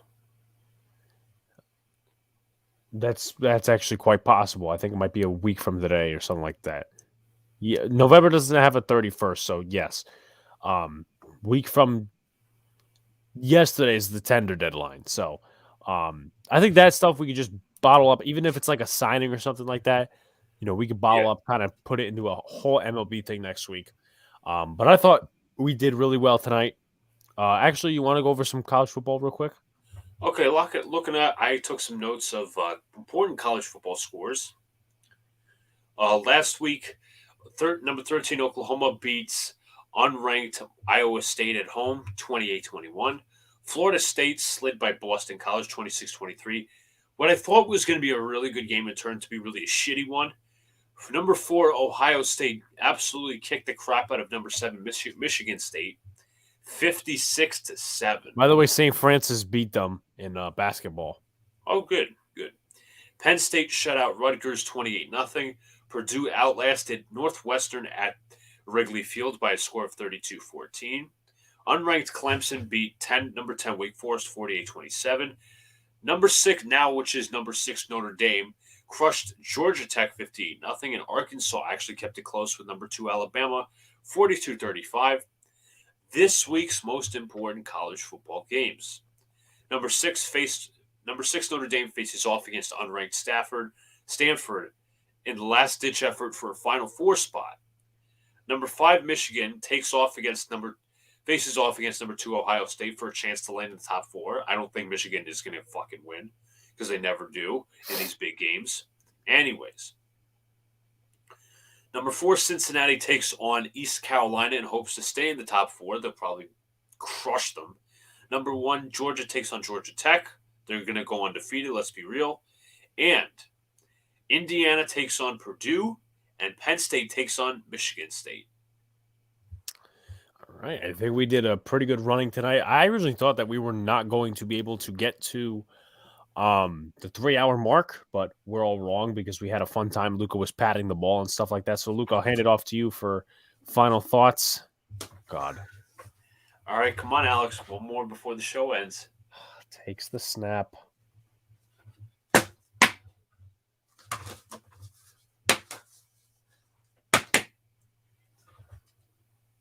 And I got to get the eyes too. All right, do it again. Yep, go. Take the snap.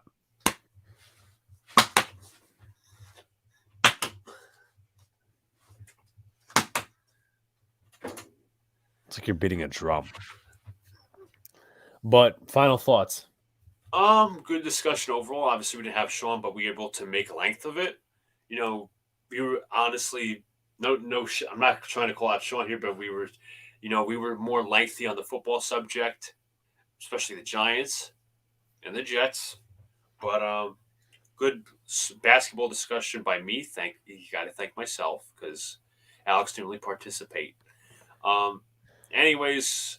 Yeah, football was a really big part of this discussion, and I enjoyed everybody that was commenting. Shout out to the viewers. Yeah, we're thankful for you guys. We got to some fun stuff. We got to Luca patting the ball. We got a bunch of stuff as well. Why you got to do this again? We literally said that we're doing it for the last time.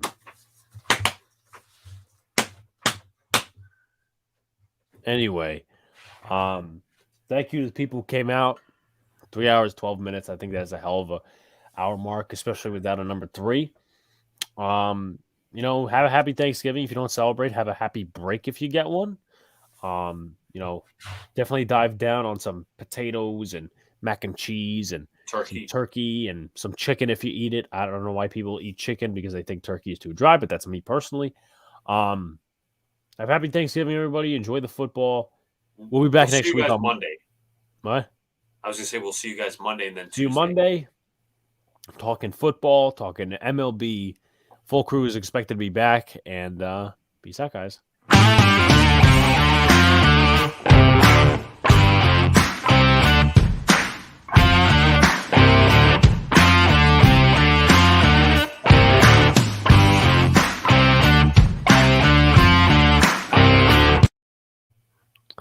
Yeah, the stream is not over, Luca. You just got caught in 4K. Good night, everybody. I just embarrassed him. Good night. Damn.